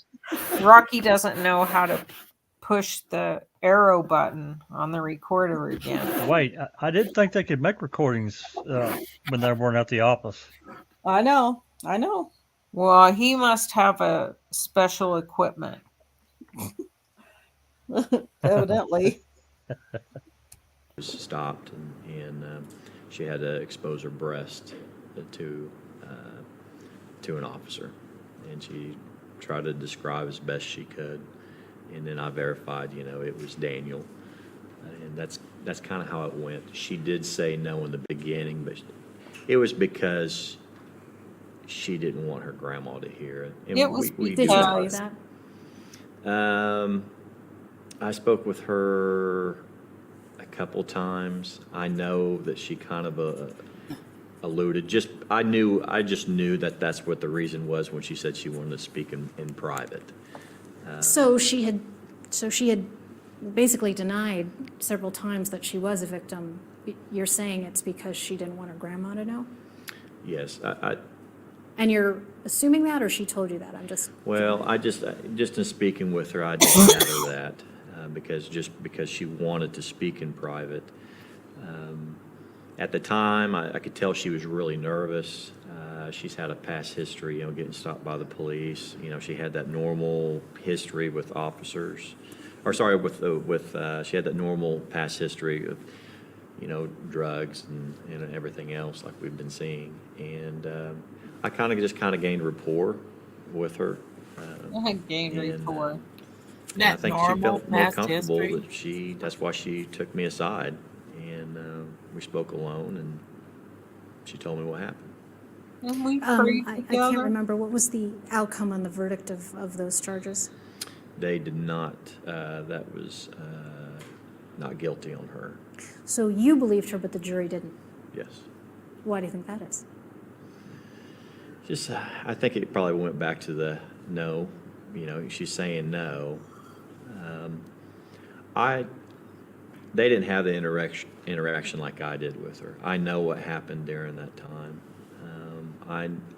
I could tell it was an audio recording, is what I had. So they didn't really get to see her actions and how it was. And It's part of an interview people audio all the time, recording, so we Rocky. can kind of tell by body language and how they're acting and things. I believed her just by how she was just going through the process. Mhm. She didn't want to make a big deal out of it. She's actually the one that came out and told me, it's like, well, the reason I didn't tell is because whenever you speak with the police, you're kind of labeled as, a snitch. Said it's not repercussion from other officers ratting on another officer. It's repercussion on the streets, Mhm. because now everybody starts looking at you. You're talking with the police. So there is a culture in that part of town in Northeast where a lot of these women don't want to be seen with the cops, and that anti-snitch culture is very strong. Yes. So would that not be a reason for a woman who is either being interviewed or pulled over or just chatted with as a part of, say, aggressive community policing to go off the street with a police officer in their car? It's against policy. It is against policy. Yes. And If so a male officer has, if he picks up somebody of the opposite sex, and a female that picks up a male, they have to say, this is where I'm at, this is where I'm going, this is my starting mileage, and this is my ending mileage. So other police officers, say in the gang unit, who would use those kind of community policing techniques would be punished for the kinds of things that Daniel seems to have done. Against policy. That's all she's going to talk about. Yeah, I don't know about punishment. Yeah, I mean, yeah, I'm it's just wondering. it's against policy. Right. I just want to go back to something you said about your interaction with Carla Raines. You said that you got to see her. You got to see her face, and the jury didn't. And you also said that the audio plus video of seeing how she described what happened to her would have been more persuasive to the jury. Not necessarily. I know I've done lots of interviews. I mean, a normal juror doesn't know the type of body language to look for and telling the truth or lying and stuff like that. I'm just trying to relay what I saw, what I perceived, and just interviewing lots of victims, hundreds of victims over time, is that Carla had come from a rough life. And in her mind, it's just something that happened, something she was just trying to get through and go on. She didn't like I just gathered she didn't want to make it public of what happened to her. And that's understandable. Most victims, that's why we try to get them to go aside, or we try to interview them alone, so they'll be more comfortable. They don't want to feel judged. So a lot of victims do feel like they did something wrong. And in reality, they did nothing wrong. And that's just kind of, to me, she did kind of fit the criteria of what I've seen in lots of victims. Did you feel that same way about Shardarian Hill? Yes, I did. And the jury did not feel the same way, though, did they? The jury did not. Yeah. Do you believe what she said happened in the hospital happened? Yes. Yes, I do. The jury didn't. No. I think was it you who interviewed her towards the end of that? I believe I watched the whole thing, where she said something like, even if he didn't rape people, what was that? Even if he didn't rape nobody, he still shouldn't be in contact with people he's arrested.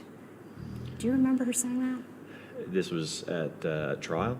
No, at the end of her interview with you all. It's been a while. I don't remember that one. What would explain a comment like that? And she did say that. Tell it to me one more time. Quote, even if he didn't rape nobody, he still shouldn't be in contact with people he's arrested. Because obviously, I mean, I did look at that particular case, and the Facebook contacts had come up between the two of them. It's hard to say what Shardarian. Shardarian's another one who's had a real rough life. I don't want to misquote her and what she was. You know what she about said. She could have been talking about anybody out there, even if they. No, Rocky, no. God, no. I like that pause. Yeah. That's good. Look at that. Look at you, Rocky. She's had a rough life, okay? That's a go-go gadget penis She pose. could have been talking about anybody out there. Well, she didn't just interview with you about anybody. It was about Daniel. Yeah. Oh my God, these people. Yeah. We should put him on a skateboard with that pose. And I don't understand. The jury should have heard that. That'd be great. Yeah. The jury should have heard this. Yeah, for sure. Yeah. This is ridiculous. These clowns. Oh my God. They're not a rape victim. He shouldn't have any control. He shouldn't be out there. That's how I perceive it. I see. So after all is said and done, you had 13 accusers. Half of the charges were rejected by the jury, half. How would you respond to the criticism that the jury just split the difference, and that would explain a lot of why some of these verdicts didn't seem to make sense? I know that some of the not guilties, like I know on Kayla, for example, when she testified, her order of event, there was oral and vaginal on Kayla. How she told it to me, when she testified, she told it different. She thought the oral happened first, then she thought the vaginal happened, but then she thought, and the defense attorney, who did an excellent job, brings out those, well, you didn't get it right, you said this, but, and so that puts a doubt in the jury's mind. And so I think that they're more comfortable, well, she can't remember the order of events, so we're going to find it not guilty. And I think that happened with a lot of the girls. They studied, obviously. No, Kim, it's that Kayla's story was so outlandish and ridiculous, nobody could believe it. Same with Shardarian Hill. Dumb bitch. Exactly. They studied each woman. They didn't take all 13 and just clump them together. They studied each case individually. And some of them they did. They split the baby on them. They split the baby. Is that justice? Well, that's how they perceived it. No, it's not. It's illegal. It's illegal. I wish I could have been. That's how they perceived. What the fuck, Rocky? Yeah. Hey, we can always let them out later. That's how they perceived. Oh my God. A mouse in the room when the jury was, just to see, what they talked about and how they came up with what they came up with. I wouldn't have wanted their job. Yeah, I don't think anybody would have. No, that was a tough job. But that's an interesting phrase that you use, because splitting the difference when you're talking about the fate of a man's life, police officer or no, doesn't really seem to be how the justice system is supposed to work. It's not. Watch this officer, hear about how clean cut he was in the past as a football player, everything like that. And see his family see his sitting in family day there. after day. So they start having that kind of a bond, even though they don't get to talk or interact. They start having this bond. They did. I feel like they did struggle with having to do exactly like that. And this is a police officer. This is somebody that, in this community, So they only do respect officers. Convicted them on half.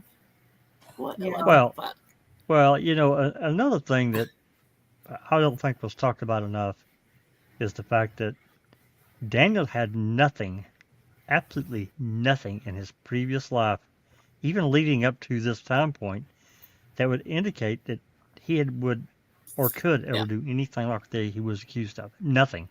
Yeah. And they talked to a lot of, I guess, all of his old friends and girlfriends, and there was absolutely nothing. Nothing. They invented all of this shit. Yeah.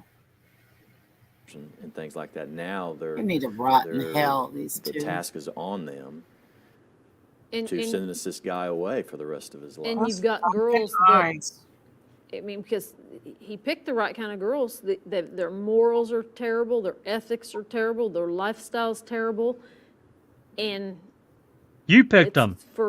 It's hard to care about them. Yeah, so you're saying that he picked the perfect victims, but could it not also be the case that these were in some way the perfect accusers? In every way. Boom. Look at her face. No. Oh my God. I mean, So you're 100% certain, beyond a reasonable doubt.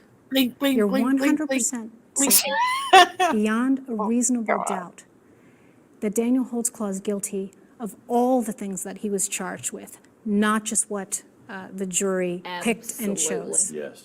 Every single 100%. last Yes. one. You have no doubt in your minds. Do you believe that the streets of Oklahoma City are safer without Daniel Holtzclaw on them? Yes. And you believe to this day that he's all those things that we said at the beginning of the interview? Yes. A sociopath? Yes. A serial rapist? Yes. Oh my A God. monster? Yes. Wow. Just wow. Do you think that the jury felt any pressure to, as you said, split the baby in its decision because of the social climate around the trial? From Rocky's eyes. Oh my God. Look at that shit. He just took a deep, sharp breath, and his eyes ended up Just like waiting. He just shorted his pants. How's this gonna end? That hurt. Yeah. I know there are more barbs coming.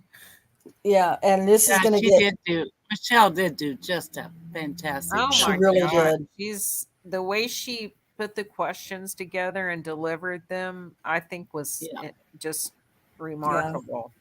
Yeah. Yeah. And this next part that's coming up is going to really upset you guys, because it upsets me every time I hear it. The whole fucking thing upsets me. All right. Yeah. Lay it on us. Here we go. It's hard to second guess. Yeah, we talked to some of them afterwards, and You did? yeah, they get to stick around. They get to, after trial, they get to stick around if they want to. They get to ask questions. The defense attorneys can ask them questions. The prosecutors can ask them questions. I don't think that they felt the social climate. That I don't think that was a part of. They didn't talk like that was a part of it. Even though they could hear them, the protesters outside chanting and... They got those protesters out of there pretty fast when that started. No, they didn't. David It doesn't Prater- matter. And they never got him out of there, actually. They never got him out of there. That's ridiculous. Wow. Yeah. And it's just Kim's just gonna make it all worse here. got with the main lady for Artists of Justice, who is a phenomenal woman, and said, hey, this can create a problem. Oh, And God. she moved him out. She was a She did not. Did you notice that she said David Prater went to her and told her, "Hey, this could be a problem." Bullshit. She didn't move him out. No, she didn't. They were there the entire time. Oh, see, she's trying to show that, just like after all this was over and Prater did that press conference where he thanked the community for standing down. Yeah. And letting them do Standing it. down? Okay, yeah, that tells the whole story of, what this was all about and what you were worried about in the first place. That was what you were worried about, is That's that it. they wouldn't stand down and shit would hit the fan and the city would get torn up. And Exactly. you guys would look like a bunch of clowns because you were the police department that couldn't handle all that shit. So it's all your fault. So whatever. great liaison. Very good. For the community. For the community, she's fantastic. I have two last questions, and then if there's anything else that you'd like to say that I hadn't asked about, I want to give you a chance to do that at the end. So you mentioned talking to the jurors. There was one juror actually who made news, Ron Hill, for making a claim that he was told that the prosecution had even more evidence than they presented. Do you recall that? I'm trying to think which one what did he look like? I don't remember what he looked like. Was he interviewed on TV? Yes, this is kind of a big guy. This is afterwards, and he said, I believe he was called in to talk to the judge about it. He said that the prosecution had told the jury in an effort to reassure them that they had made the right decision, that the prosecution had even more evidence than they presented. Yeah, Jesus I Christ. remember him getting called into the judge, but I don't think it was about that. I know what you're thinking of, and I Yeah. don't think that's quite matching up. Okay. Yeah. All right, I think just it was wanted about to know if that. you had, if that had Is gone he on the your one radar that screen. said vaginal DNA my is I did it for him? That ain't matching up, y'all. That ain't Final quite. question is, do you think that there's any What did that off-screen lawyer say? Just now. Yeah, Rick. Oh, It's Rick, the city attorney, Richard Smith. Dick Smith. Yeah. He said something. So he's just a dick, basically. Yeah, that's what I always call him, but not everybody knows him by that name. But he basically was trying to shut her down on the question, because he knows what's coming. He knows exactly what's coming. Okay. anything as police officers, well, as retired now, that the department should do to adopt policy changes to prevent what happened in this case? Policy changes, this is my opinion, they're not going to, he violated policy. You can have policy, but if somebody wants to violate it, they can violate it all day long. How about this? Would dash cams deter something like this from happening again? Yeah, I am very pro dash cams and body cameras, and I think that does help keep everything in line. Mm-hmm. I think with Daniel, he would have probably found a different way, just like that day. What? With my Liggins, God. he turned off everything. He violated policy. Right, that's come up many times, but is it not the case that he did that routinely, and there were no consequences for him doing it routinely, as opposed to what you seem to be suggesting is that he only did it to cover his tracks in these particular cases? No, he routinely violated policy. Right. But now who monitors that, I don't know. No, well, apparently. So wouldn't that be a policy change if he hadn't been punished for that Can you previously? pause that a Shouldn't he minute? have been? In Liggins or in Davis's deposition for the civil suit. They're asking her about some policy. I can't even remember what it was about. And after they badger her like 3 times, she says, you're making a way bigger deal out of this policy thing. I mean, there's policy, but she says something like, we don't pay attention to policy. That's not her exact words, but something to that effect. It's like, what? Okay. Now they're busting his Totally balls. contradicted herself. Yeah. Busting his balls for breaking policy when she'll say, that's, police officers don't pay attention to policy or know what it is. That's the truth. Okay, Edith Ann. He still would have. I mean, his. But there's the a will, answer, there's a what is the way. answer to that specific question that I just asked? If there are other officers that are doing these kinds of routine violations, shouldn't those have been addressed earlier? I can't, I don't feel like I can answer that because I don't know who, I just work, we just work our case. I don't know who monitors that, who notices that they do that, and who delves. I don't know how that works. So I really Clearly you're not effectively clearly you're answer not that interested. question. I just know if you're going to violate policy, you're going to violate policy. Now, who handles all that? I mean, I know who handles it, but how it's monitored, I don't know how logging off your You just said you computer is didn't know. monitored, and if it's checked, and if were you home when you logged off. I don't know who does all that. So you think dash cams and body cams would help?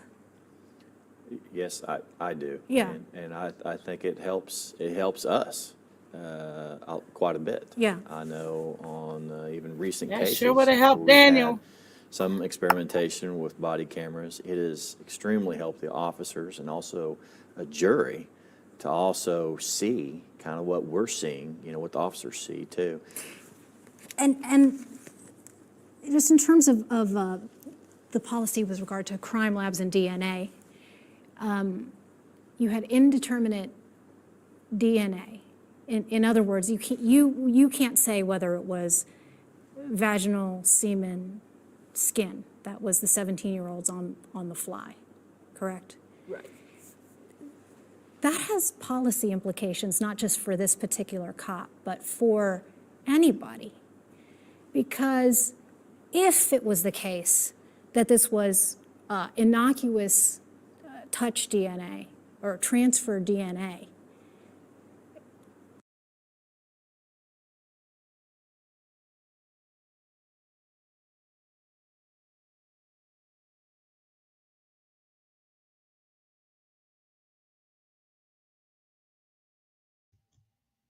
What happened to the audio? It doesn't exist on the original media. What? Yeah. Yeah, and it Why did wasn't they in the redact it? transcript either. Has I don't. anybody ever asked Michelle what happened? I think it's a technicality, just like all the black spots and stuff that have happened. I really think it's just a technicality, or a You need a lip technical. reader. Oh, well. Yeah. Well, Kim handled it. She's not very techno, so Yeah. that's probably what it was. Yeah, I couldn't find it. I couldn't find the DNA transcript plays a for it. big part in it, and that's, why? Because everybody watches CSI and expects all these, great things with DNA and everything, so everybody wants this physical evidence. It's one piece of the puzzle. It's a big piece. It's probably the final piece that went in the puzzle to complete the puzzle. But It's the only piece that matters. but that was the reason that in the concluding statement, the prosecution emphasized that piece, that the last thing that the jury heard was talking about how the 17-year-old's DNA he posited was vaginal. He said that. That's just a good trial lawyer then. Yeah. And And oh well, whether it No, was that's a true. liar. You. That's And a oh well. fucking liar. Liar. Michelle, and oh well. Oh my God. And that's And right. Go ahead. again, the jury didn't just look at the DNA. They didn't have DNA for the other 12. They individually, as we saw, like we split the baby, they individually looked at each case, and in 12 of them, they didn't have DNA. So they just went off of the evidence that was put before them and come up with a not guilty or guilty, thus resulting in the 263 years. Splitting the baby in some cases where these verdicts made absolutely no sense at all. On a couple. Well, I appreciate it. I appreciate you taking as much time as you did. I know you're busy and you're enjoying, enjoying your retirement, so thank you. I appreciate that. No problem. Yeah, the DNA piece of it really does fascinate me.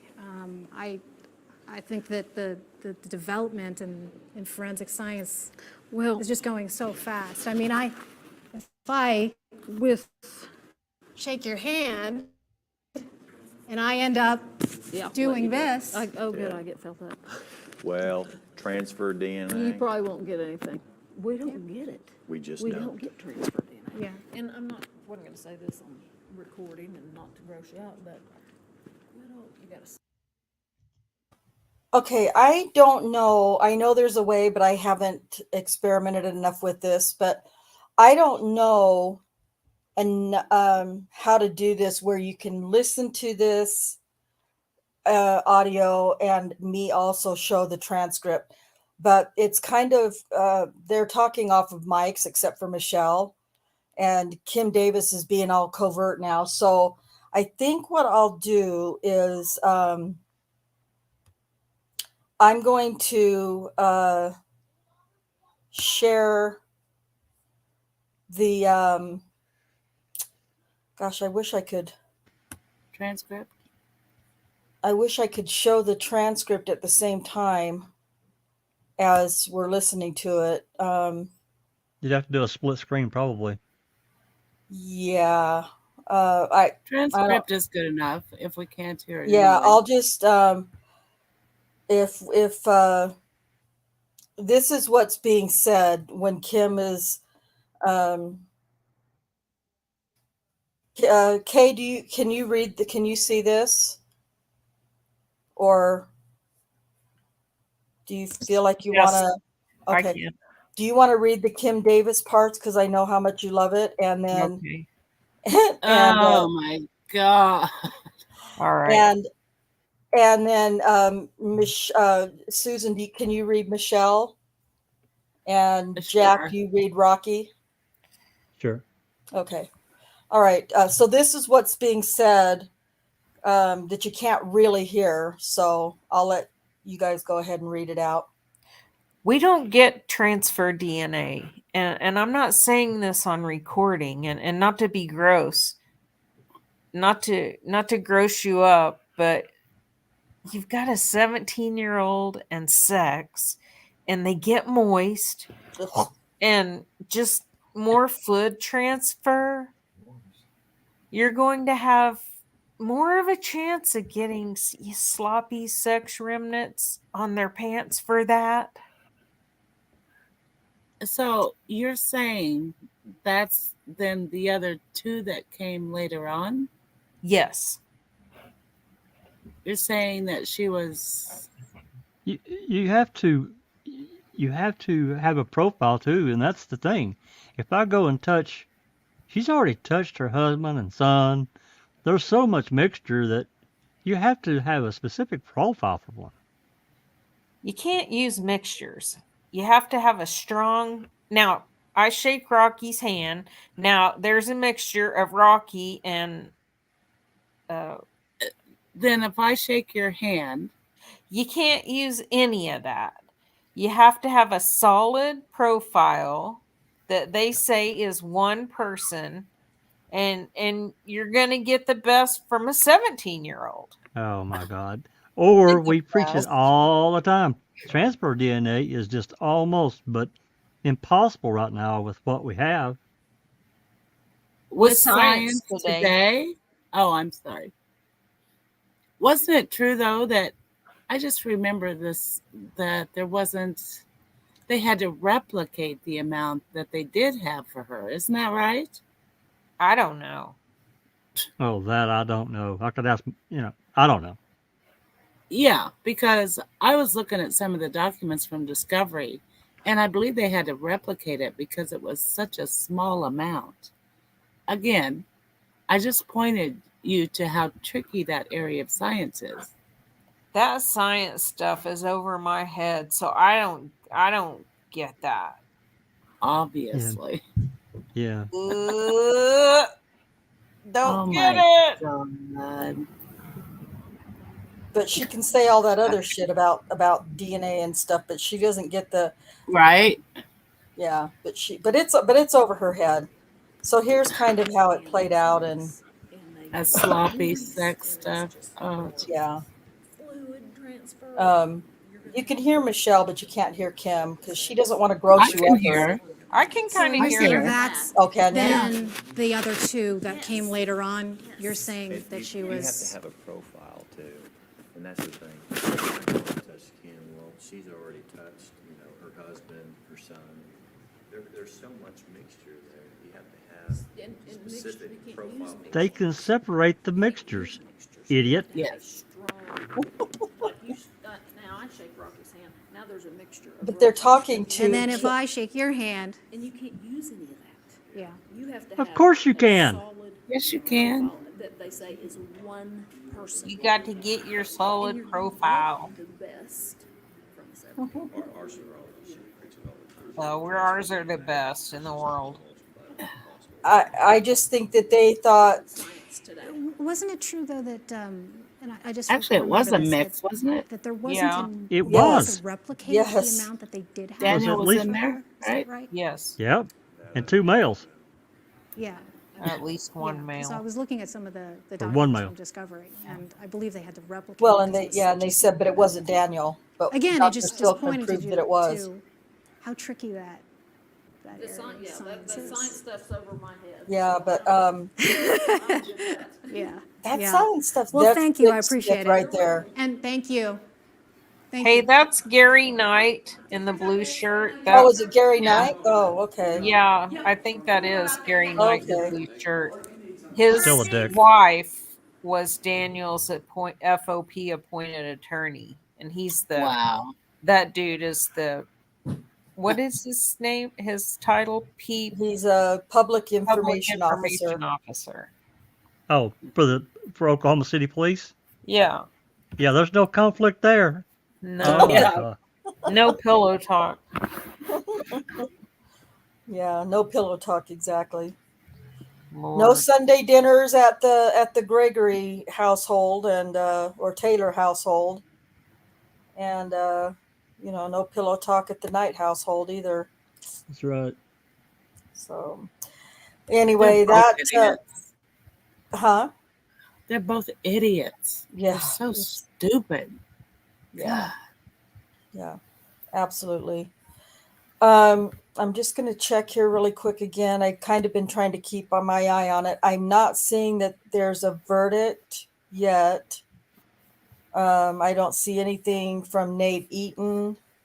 Any updates? Let me refresh this for updates and see if he has anything. Well, I Yeah, have no doubt in my mind she's going to be found guilty. Yeah, I feel pretty confident. I still want to see it happen because we get to see her. Yeah. So I don't know. I didn't follow the trial close enough to know if the murder one is going to stick. You think it will? well, I think it will based on what they said today. What the judge read today and what Okay. Rob Wood said during his closing. Okay, I didn't hear any of that today. It was I'm trying to think. I put it in foul play, I think. Oh, In the Vallow room. okay. Let me see if I can see. really The quick. actual audio, you mean? Oh no, not the audio. I haven't heard any audio yet today at all. Oh, okay. No, just what he because Nate Eaton, bless his heart, man, his fingers must be so worn out because he was trying to type that closing argument as much as word for word as he could possibly get. It was crazy. Dang. It was Wow. really very impressive. But I guess I did. Oh, you know what? I think it's in Daniel's Truth where I put this one. So under Idaho law, she only needs for the murder charge. Lori only needs to aid, abet, advise, or counsel in the murder to be charged with murder. Okay. All right. So I think that's pretty broad, and I think that's pretty fortunate. Yeah. So yeah, definitely conspiracy for sure. Hey James, thanks for joining us, and also there's been a few people that have popped in. Our William and Under Your Scar, Shaz, and a new name that I think it was Viet Texan, Viet something. Oh, I can't remember now. Yeah, Viet Texan actually said that they were charged with something that they didn't do, and he would never have believed it could happen to you. You are guilty until you can prove you are innocent. Real life is nothing compared to real life is nothing like TV. And man, I'm sorry that happened to you. Adrena is saying deliberations has ended and will reconvene Friday morning at 11 Okay. a.m. At what? At 7 a.m.? Oh boy. Okay. 11. 11. 11 Okay. a.m. Okay. Of course, I don't know. Is that Utah time or? It'll be awful late. It'll be mountain time. Yeah, mountain time, Utah time. So You it's know, an look, hour. you know, you had your morning breakfast, then break. Then you go in for, an hour, and then it's time for lunch. So don't be rushing shit, okay? Yeah. I'm kidding, sis. Eastern time, 11 a.m. So Okay, 9 11 a.m. a.m. Eastern time. That's weird. Utah, 10 That's a.m. weird that Central. they would make it Eastern time. Well, Maybe she because they're might be in. She's probably in Eastern time. yeah. Well, and Adrena. if you're following Law and Crime, it's Eastern time too. So, yeah. So yeah, that makes a well, I'm lost here. Okay, I lost my tab. I couldn't find my StreamYard tab to get back. I've got too many tabs open. But anyway, so I'm hoping that if that verdict comes while I'm at work tomorrow, I'm hoping that I'm at a place at work where I can just leave and come home and do stream it from Discord. Um, How and if far I are you from work to home? 10, 15 minutes at the most. Oh yeah. So yeah, it's not too bad, especially if I leave, early enough in the day. If I leave much past 2:30 or 3, then it's getting a little more trafficy, but especially on a holiday weekend. I just follow Nate as well, Shaz.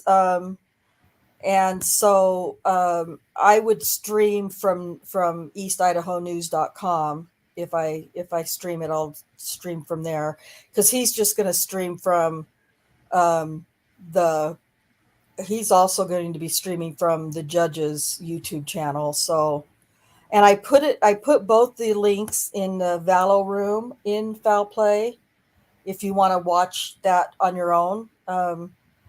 And so you can just follow one of those links. You can watch either the judge's link, or you can watch the East Idaho News link.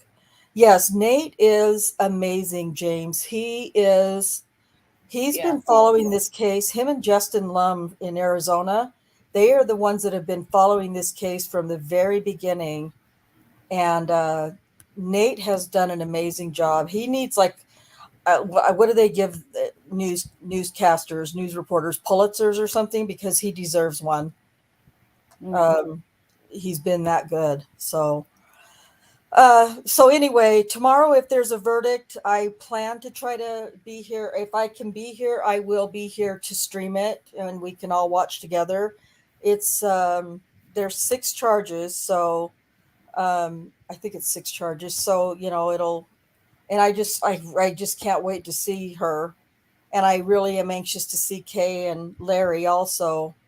To see their reactions and their what may be probably joy at getting convictions. So Was her brother, Rhonda, was her brother cremated? Charles? Yeah. No, not Charles. Was her ex-husband, Alex? right?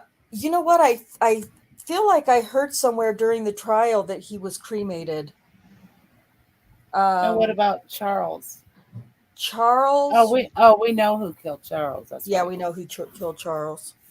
Yeah. No, as far as I know, Under Your Scars, they're not sequestered.